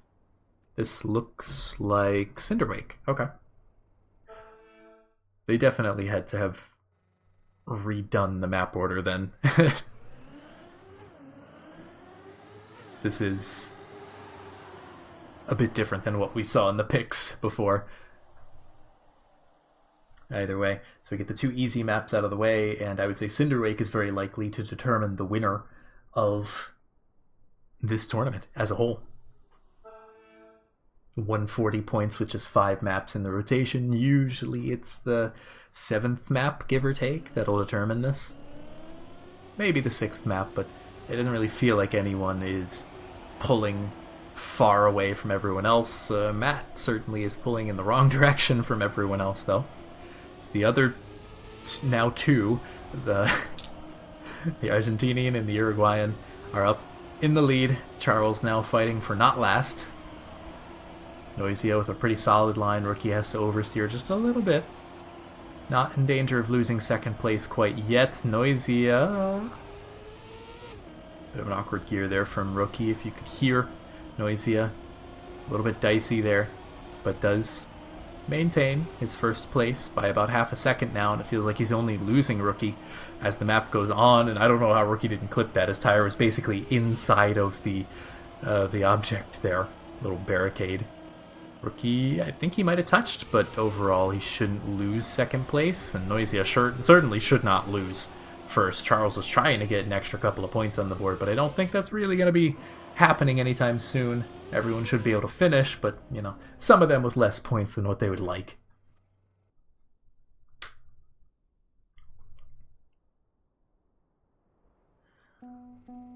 Here we go into the second round of Cinderwake.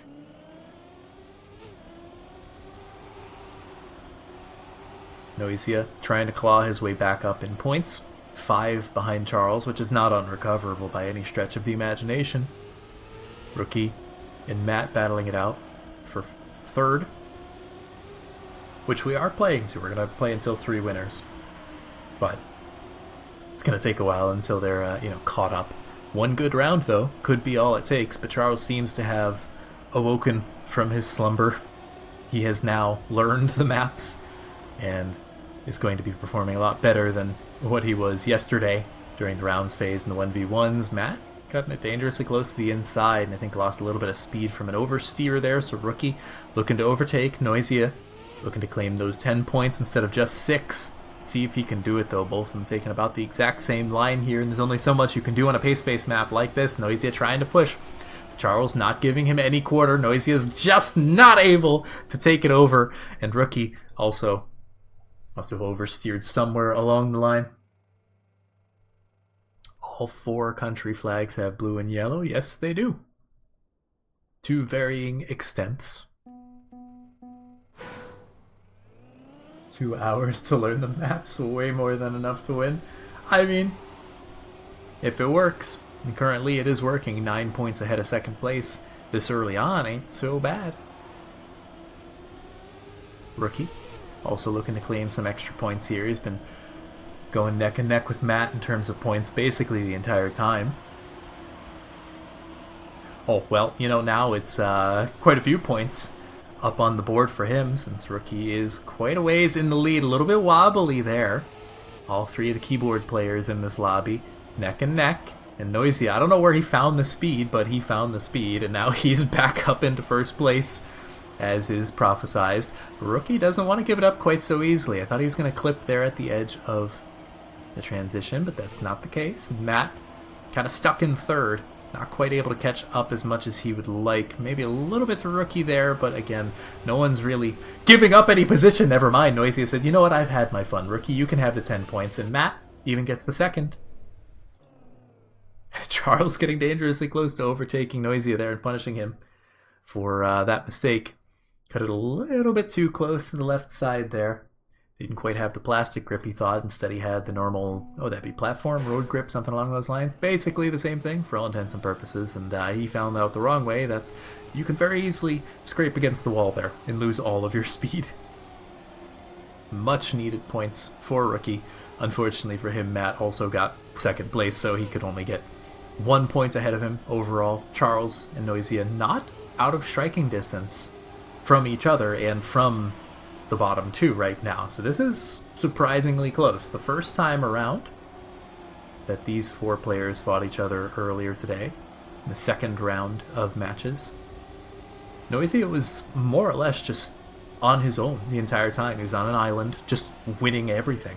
And this time around, I mean, he's certainly a contender, but I don't know. It's a little bit closer, a little bit sloppier. Right now, we do have a fierce battle for second place, but Noisia, much like earlier today, is kind of on his own.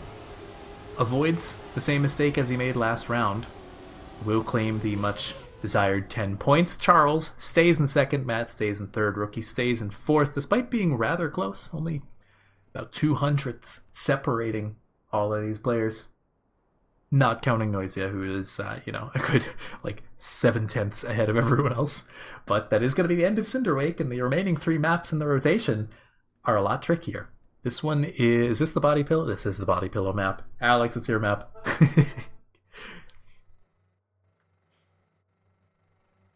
There is a decent chance that, I would imagine first place will probably be determined by the time we get back to this map. Second place and definitely third place may be determined by this map. Quite literally not your map. I mean, you didn't make it, but it's your namesake. How many people can say that they have their name on the map title of a competitive map?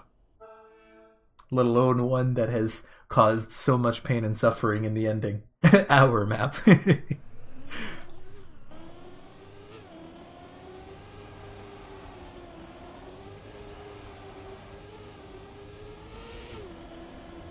Well, at the very least, you get to relish in the fact that you don't have to play this map anymore, since I don't know if you played NAC last weekend, but you certainly had to suffer through it this weekend.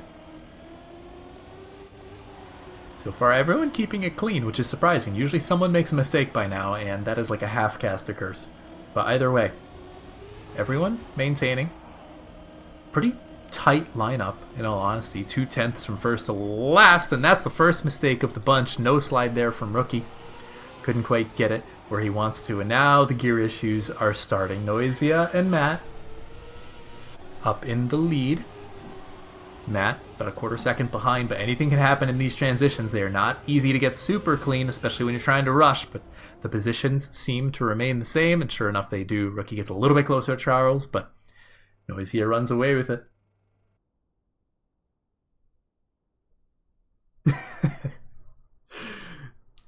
And now, Charles and Noisia battling it out pretty aggressively for that first place. Trading blows now. A few points separating them, and a few points separating Rookie and Matt as well. Rookie, not too shabby, despite the fact that he is in last place. He's really not that far away. Overall, 21 points, again, separating first to last. That is not a bad split, considering the caliber of players here. Matt gets a little bit of airtime, so Rookie may be able to overtake third, but with a release like that, probably not quite the case. Let's hop on board with Noisia, who's really trying to overtake Charles here. He wants to maintain that first place. He wants to be... Would this be his second or third SAC win in a row for Noisia? I know he's won quite a lot recently, but at some point all the Pan Americans and the South American Cups kind of meld together in my head. Someone will have to fact check that one, but Noisia doesn't need any fact checking because he will get first place here in the round. That's all he really cares about. With yet another lobby best time. I don't remember what the world record is.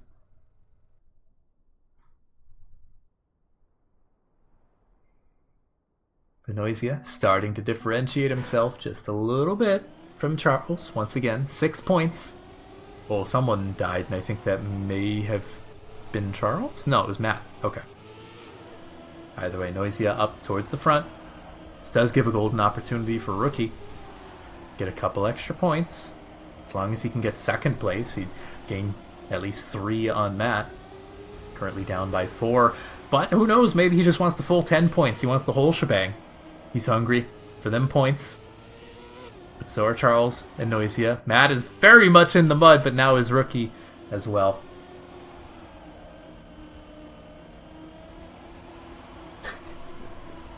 And now, Noisia and Charles, surprise, surprise, are up in the lead. Rookie and Matt not doing the hottest this round. This map is quite unforgiving. Noisia might be able to overtake. He has a little bit more speed. He lands earlier, but he clips the hole. And he's stuck in just second place. Charles is able to gain 4 points on him, but Noisia still remains in the lead by 2 overall for now. We are just about halfway done, or at least the top 2 are halfway done.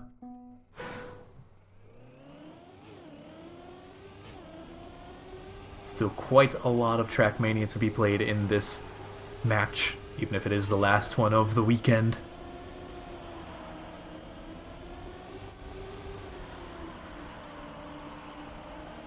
Noisia and Charles up in the lead right now. Rookie trailing behind Matt, looking to overtake Charles at the very least. And actually Charles, oh, Charles is just dead. He's gone. He's out of it. Oh, God. Too much talking, throat dry. Either way, Matt in a pretty stable second place right now, potentially looking to overtake. Rookie should be stable in third, barring some kind of catastrophe. Charles is very much in the mud. And Noisia, he got dangerously close to the left-hand side there. Matt looking to get aggressive, and he does gain a little bit of time, but not enough to overtake. Charles should be able to finish, just, not with any amount of points that he was looking for. And that will allow Noisia to get, well, a pretty solid, what would that be? 9 points ahead? Yeah, 9 points ahead of second place. And that's going to take like a couple of rounds, realistically. Heading off to, it would either be Legionary or Alviverde. And I believe this is Alviverde. Yep. So then the last map of the rotation that we will not see twice is going to be Legionary.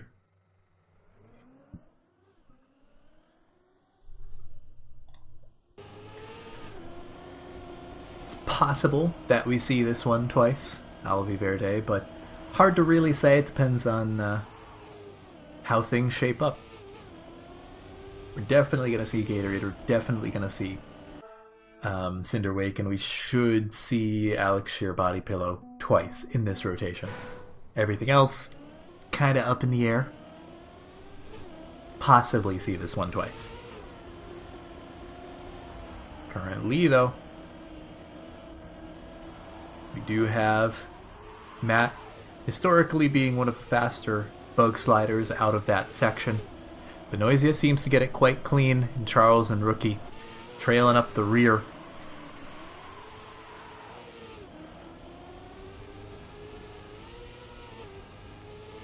Right now, Charles losing quite a bit of purchase on top of Noisia. Everyone gets it semi-clean so far. Rookie's still in third place. Matt in the mud, and he hasn't even hit the water section yet.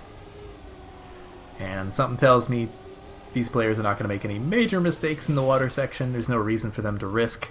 Just take the points and run with it. Rookie, oh, he does avoid touching the wall there. Nice and clean. And Matt should be able to close it out with 3 points as opposed to none. Sure enough, not even a buzzer beater. Nothing to worry about. But Noisia now starting to differentiate himself. This certainly seems to be a dangerous map if you're not Noisia, because well, the Argentinian seems to be quite good at this. Quite comfortable. Like I said before, usually it was Gutsuga and Matt who were like the top dogs in terms of getting the most speed out of that bug slide, and well, I say that and Matt immediately is like the fastest one out of there, but Noisia is not super far behind in the grand scheme of things, which is dangerous. Oh dear, Matt, that is not the line. So he will be falling down probably to last place. We'll have to see as the splits go, but right now it's Rookie and Noisia fighting it out. Rookie going a little bit far to the right, but does avoid any kind of major mistakes. Maintains that second place, and I don't think he's in any danger of losing those 6 points. Of course, he would love the 10, but not like Noisia is willing to give that one up quite yet. You're going to have to wait until he's done and dusted into the first place overall. Sure enough, yeah, Noisia nice and clean. Charles, I guess literally in the mud now. He's in the water. Now in the grass. It's the stream pressure. Hey, I can't affect that. I technically he has 2 streams on him. He has both this and the Spanish stream broadcasting him, so I don't know what to say. Skill issue. He should be used to that. He played TMGL. Either way. Everyone getting the start pretty clean. Charles with a slightly alternative line doesn't really seem to be better or worse. That was a funky bug slide, and yeah, sure enough, he doesn't have the speed to maintain the risky way. He would have clipped. Noisia big cheating on this map.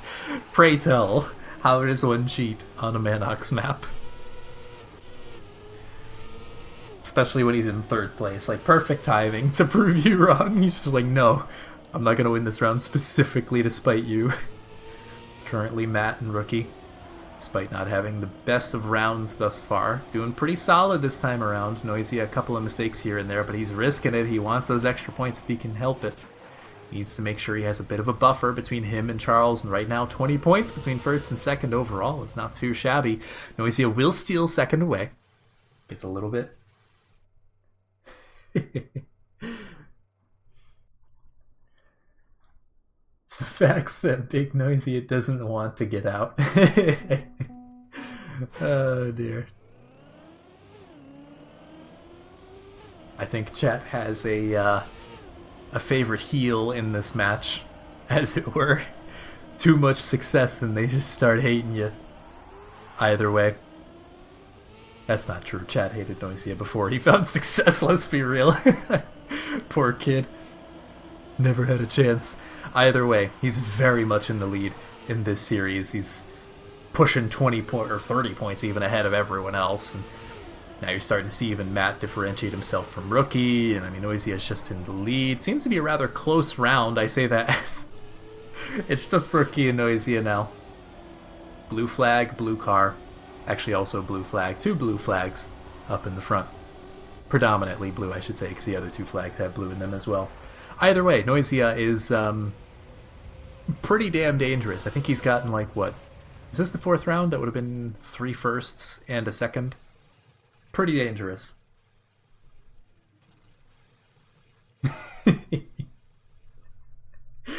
I don't know, Guts. He's got that magic touch. Either way, Noisia 16 points away from finalists. It's getting closer. It's getting dangerous. It's getting dicey for everyone else. And for Noisia, I mean, is there anyone that can deny him?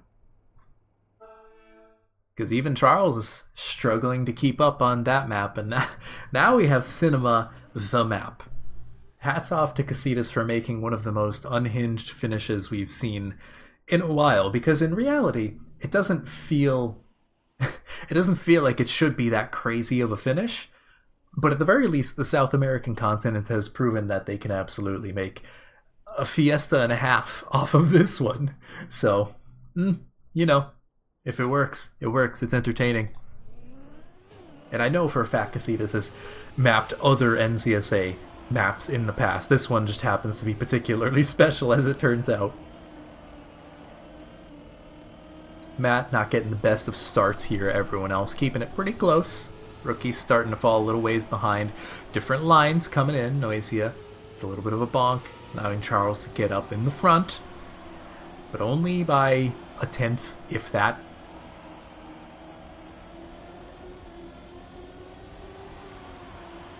Realistically, Noisia looking for an inside line. He wants those 10 pointers. He wants to prevent anyone else from getting too close to him. Technically, he could get 2 finalists with a second place and then a first, but he wants 2 firsts. He wants that cushion as much as possible, and currently coming into this checkpoint, he is first by just about 200ths here. Coming into the approach, Noisia going very aggressive. He's going to be able to make it. He does clip a little bit, and that's going to allow Charles to steal first place away. That's the second place that Noisia is allowed. Now he needs first if he wants to get finalists the next round.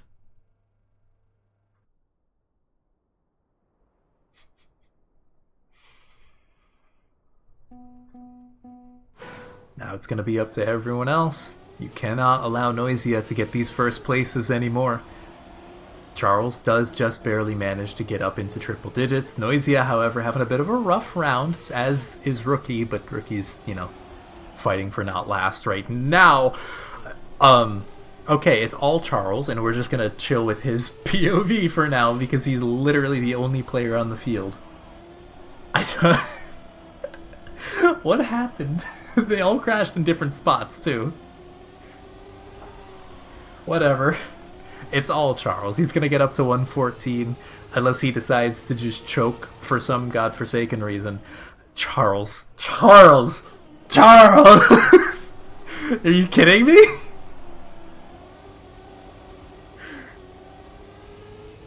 I'm not trying to speak this into reality. It just happens. Okay. Well, Noisia is now finalist. Matt even manages to snipe Rookie. That was a great attempt there from Rookie. And Charles somehow, from, 30 seconds into that round to now this, I don't think I ever would have predicted that Charles could have gotten last in that round. Oh my god. Okay. There's a lot of clips that better be coming out of this. Please, someone be clipping all of these. From yesterday, too, there were some great moments. Speech bubbles galore. And currently, Noisia is like, you know what? I've had enough fun. We're done with this. And he's a solid 2/10 ahead. Charles is in the mud. Matt is halfway in the mud. Rookie is trying his darndest to deny, but he needs to push significantly harder than what he is right now.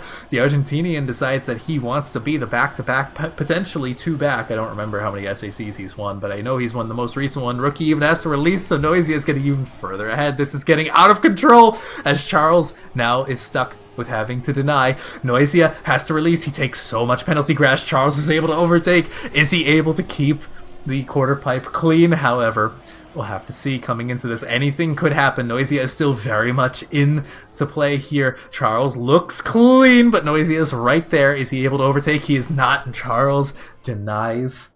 This is getting dangerous, folks. Very, very dangerous. Matt should be able to finish. Yes, he is. Okay, good. Alex could win that round. Oh, dear. Probably, man. I believe this is the last round on Legionary. I've completely lost track at this point. Too much chaos happening, and was that Noisia? That was Noisia. So he makes an early mistake. Not likely, but it's still possible. He's not fully out of it. And the front runners are dropping like flies, but so is Noisia. So now there is... Why is everyone crashing this? We're just going to hop on board with Charles because he's managed to choke this once before, 2 rounds ago. Let's see if he can do it again. The line is not the cleanest, but we're just going to hope that he doesn't because Noisia is still technically in the fray. Matt, at the very least, is separating him and Noisia, so let's see. Vamos, Chuck, indeed. Bad PC. Welcome, welcome. I hope you got to catch the absolute cinema that was the previous couple of rounds, as Charles should, for all intents and purposes, just safe the hell out of this jump. There's no shot. Okay, he makes it. Matt is close, had better speed, I think. Yeah, he gained 0.2 from that, but it's fine. Rookie, unfortunately. Oh dear. I think we're done with Legionary, so it's fine. We're okay. It's good. We probably won't see this map again. Absolute chaos in the making. And I believe we're going over to... oh yes, we're going back over to Gatorade, so we should not see Legionary again, because that was the last map in the rotation. And I believe it goes Gatorade, then the Cinder map. Cinderwake? Sounds right. I don't know, brain stopped working after like 3 rounds of just sheer chaos. Oh dear. Been going for almost 5 hours, folks. Here we go. All eyes on Noisia. He was unable to close it out for 2 rounds in a row, but he certainly has an opportunity now. Charles only 13 points away, but I think he just clipped, so he's decently far out of it. Matt and Rookie now have to play denial, and Matt did pretty good here. In the first time that we played this, he was doing decent in some rounds, but so was Noisia. Rookie falling further behind, to be expected. Again, he's the underdog here. He's playing really well all around. Getting to 86 points already is pretty decent, but Noisia, he can taste blood in the water. He knows this is his opportunity. Matt had to respawn. No, I look away for 3 seconds. What happened? What could have possibly happened? Bro. Wait. What? How do you crash that? Oh no, dude. I don't even know, man. I'm so tired. I wish Legion was here to freak out in all of the chaos. Okay. Jesus. Okay, Matt is very much out of it. Charles seems to be very much out of it. We're just going to stay on Noisia this time. If he chokes, we're going to catch it in 4K here. We look away, look back like half a second later, and he's sideways on the track. Like, I don't know. But he's like half a second ahead. I don't know what happened behind. It doesn't matter. What happens right now is what matters. Because surely, this time Noisia will be able to close it out. This is where he crashed last time. He had to have, like, hit the wall or something. I don't know. There's only so much that can go wrong. We have really very little track remaining, and Noisia is just doing his victory lap now. Don't crash the finish, thank you, and GG's. Noisia is your SAC champion, and he is the first one from this tournament to qualify into the Pan American. Probably the least surprising outcome possible. Charles is now the next in line. He's 4 points away from getting finalist of his own. Let's see if the chaos ensues further. Someone, I think, clipped there. That might have been Matt. Yeah, it was Matt. And, Okay. This is what we're doing now. Rookie, walk it home, please. Just take it. I don't know. Charles does not seem to be gaining in any of these splits thus far. If he starts gaining, I'll pop onto his POV. Okay, he gained a couple of hundreds. Let's see what happens here. They're doing it on purpose. I don't know, man. I'm sure they are. I wouldn't be shocked at this point. Charles is gaining, but I don't think there's very much track remaining in order to catch up in the way that he needs in order to get that first place. But not like it really matters, because he's gonna get finalist. Charles. He literally just needs to finish to get finalist. Oh, God. Okay. Charles is finalist. Rookie and Matt are a couple rounds away if they do nothing but deny. And they're both tied. All eyes on Charles. We're just going to give him the Noisia treatment from a couple Charles. That is a light post. That is not the route. We're going to stay on Charles here because if anyone can push, it's going to be him. He's not fully out of it, but he is going to have to risk. And I think Matt and Rookie both understand that they're going to have to risk in order to deny, because what the hell is this round? What is this game? Best SAC finals so far, dare I say, and I've casted like 2 or 3 of these things by this point. Charles looking to risk, but Matt as well. Charles goes very high. I don't know if that'll give him enough speed to overtake, but he's certainly looking for it. Matt maintaining the lead. He just needs to not touch the corner. There we go. Everything's staying relatively stable. Charles gets a little bit of airtime, but Matt clips there, and Charles just has to get through the finish, and he gets second place. On paper, this outcome was relatively expected, but God, was it difficult to get here. Charles is your second player out of 2 to qualify for the Pan American. We are going to be playing, I believe, to 3rd place, because we have to be, because there's a different prize pool for 3rd and 4th place. So Matt and Rookie are going to be playing out for 3rd place and a little bit of extra money here and there. 2 points separating them, but now, of course, that difference is going to be pretty aggressive now. There's only 10 and 6 points for these players on the board. What a game, man. What a game. Would not have it any other way. The only thing we're missing is a world record in rounds. But I mean, technically Noisia did that yesterday in the 1v1s. But I'd like to see one of these players do it now, because Charles and Noisia are already out. So Matt, Rookie, world record, go. Here on Cinderwake. It's possible that we close it out, but I'm guessing we're going to go back to Alex Shear Body Pillow, I think was the 3rd map in the rotation. Okay, this is very difficult to watch. We're just going to go to the normal camera. Currently Matt in the lead, but close round. Maybe all it took is to get Charles and Noisia out of the way in order to have a clean round for once. We'll see. There's still plenty of map to remain, and yeah, so that didn't last very long. But hey, you know, almost 30 seconds of clean driving. I feel like that's more than we could possibly ask for.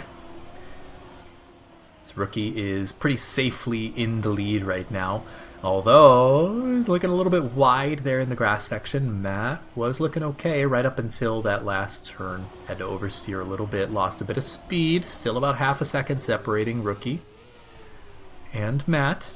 Rookie just needs to not clip. He does avoid it. Matt getting dangerously close to the inside, looking for something, anything, but there's only so much he can do. Rookie drives a new lobby best time, which is impressive and also really funny because Charles and Noisia were the... Oh dear. Okay, well. Gutsuga's still just like having the existential crisis in chat of like, oh no, I could have done really well if I made it through. I don't blame you, man, after all the craziness we've seen so far. I don't blame you for looking at this and saying, damn, I could have gotten so much better than 5th place. Either way, Rookie looking pretty solid this round. Matt looking to overtake. So far, so good. Rookie going very inside. Matt, I think, clipped somewhere. I don't really know what happened there, but maybe just oversteered and lost all the speed. Those guys forgot how to turn the car on. The mold is real. But what can you do? Matt looking to finish round without crashing. Man, I don't know. Noisia and Charles rubbed off on these two at some point. It's like an infection in the server. Rookie, once again, looking to take the 1st place away. That was a wild line, but he maintains 1st place through it all. And close on paper, didn't feel very close at the end of it all. Rookie now up to 136. He can get finalists. I don't remember if that was the third round or the second round, so he may be able to. Technically, we could have a double finalist if Matt wins the next round and Rookie finishes. Oh dear. Well, Rookie looking a little bit dicey there. He lost a little bit of time, but not the most. But this is a very pace-heavy map, as we've seen when Matt, in the previous rounds, goes through and makes a small mistake. It's very difficult to overcome that obstacle, and sure enough, Rookie... I mean, he will be finalist here. He just needs to cross the finish line, but...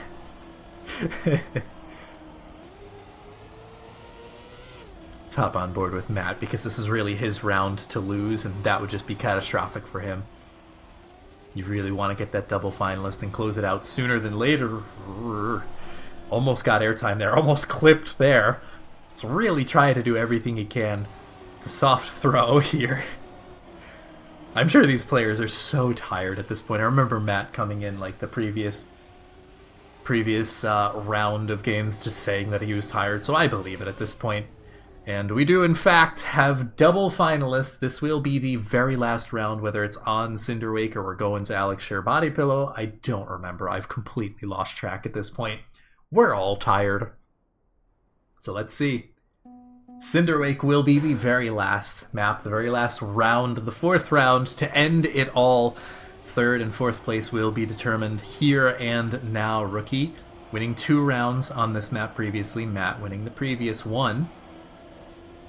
Right now, Matt in the lead. Are they taking turns? 2 and 2, or is Rookie going to be looking to overtake? Can Matt keep it clean? It's been something he struggled with previously. Thus far, Matt keeping about a quarter-second lead. Both of them getting a little bit of wobbles on the dirt section there. Rookie gets a decent enough gear shift, but I think Matt got about the same. Rookie has to push now. We're getting to the end of the map. There's only so much more remaining that he can do. You can't hope for Matt to make a mistake because I don't think it's going to happen. Not quite as much remaining for him to crash out on. I don't think he's going to be risking the outside dirt that much because he doesn't have to. He has half a second, and I think Matt is going to be walking away with third place here and a little bit extra change in his pocket. GG's all around. Great performance. Maybe not if you ask Gutsuga, but you know. that's one voice in the sea of GG's in Twitch chat. There you have it, the podium. Rookie just barely missing out on it, but getting fourth place all around was a very good showing from him. So that, folks, is all we have for you here today. GG's, Noisia, Charles, Matt, everyone else. I'm very tired. I'm losing my voice. So I'm going to keep this brief. Thank you all for watching. Thank you all to the players for giving it your all, as much as you were, capable of. What a weekend. What a bunch of games. It was great. So I have no idea what the next tournament is for NCSA. But, feel free to join the Discord, follow this Twitch channel, all that good stuff. And I don't know if we're going to be rating anyone. Alex, any other admin want to worry about that after I send it off to break. But that is all I have for you today here, folks. Thank you all for tuning in, and until next time, have a great evening.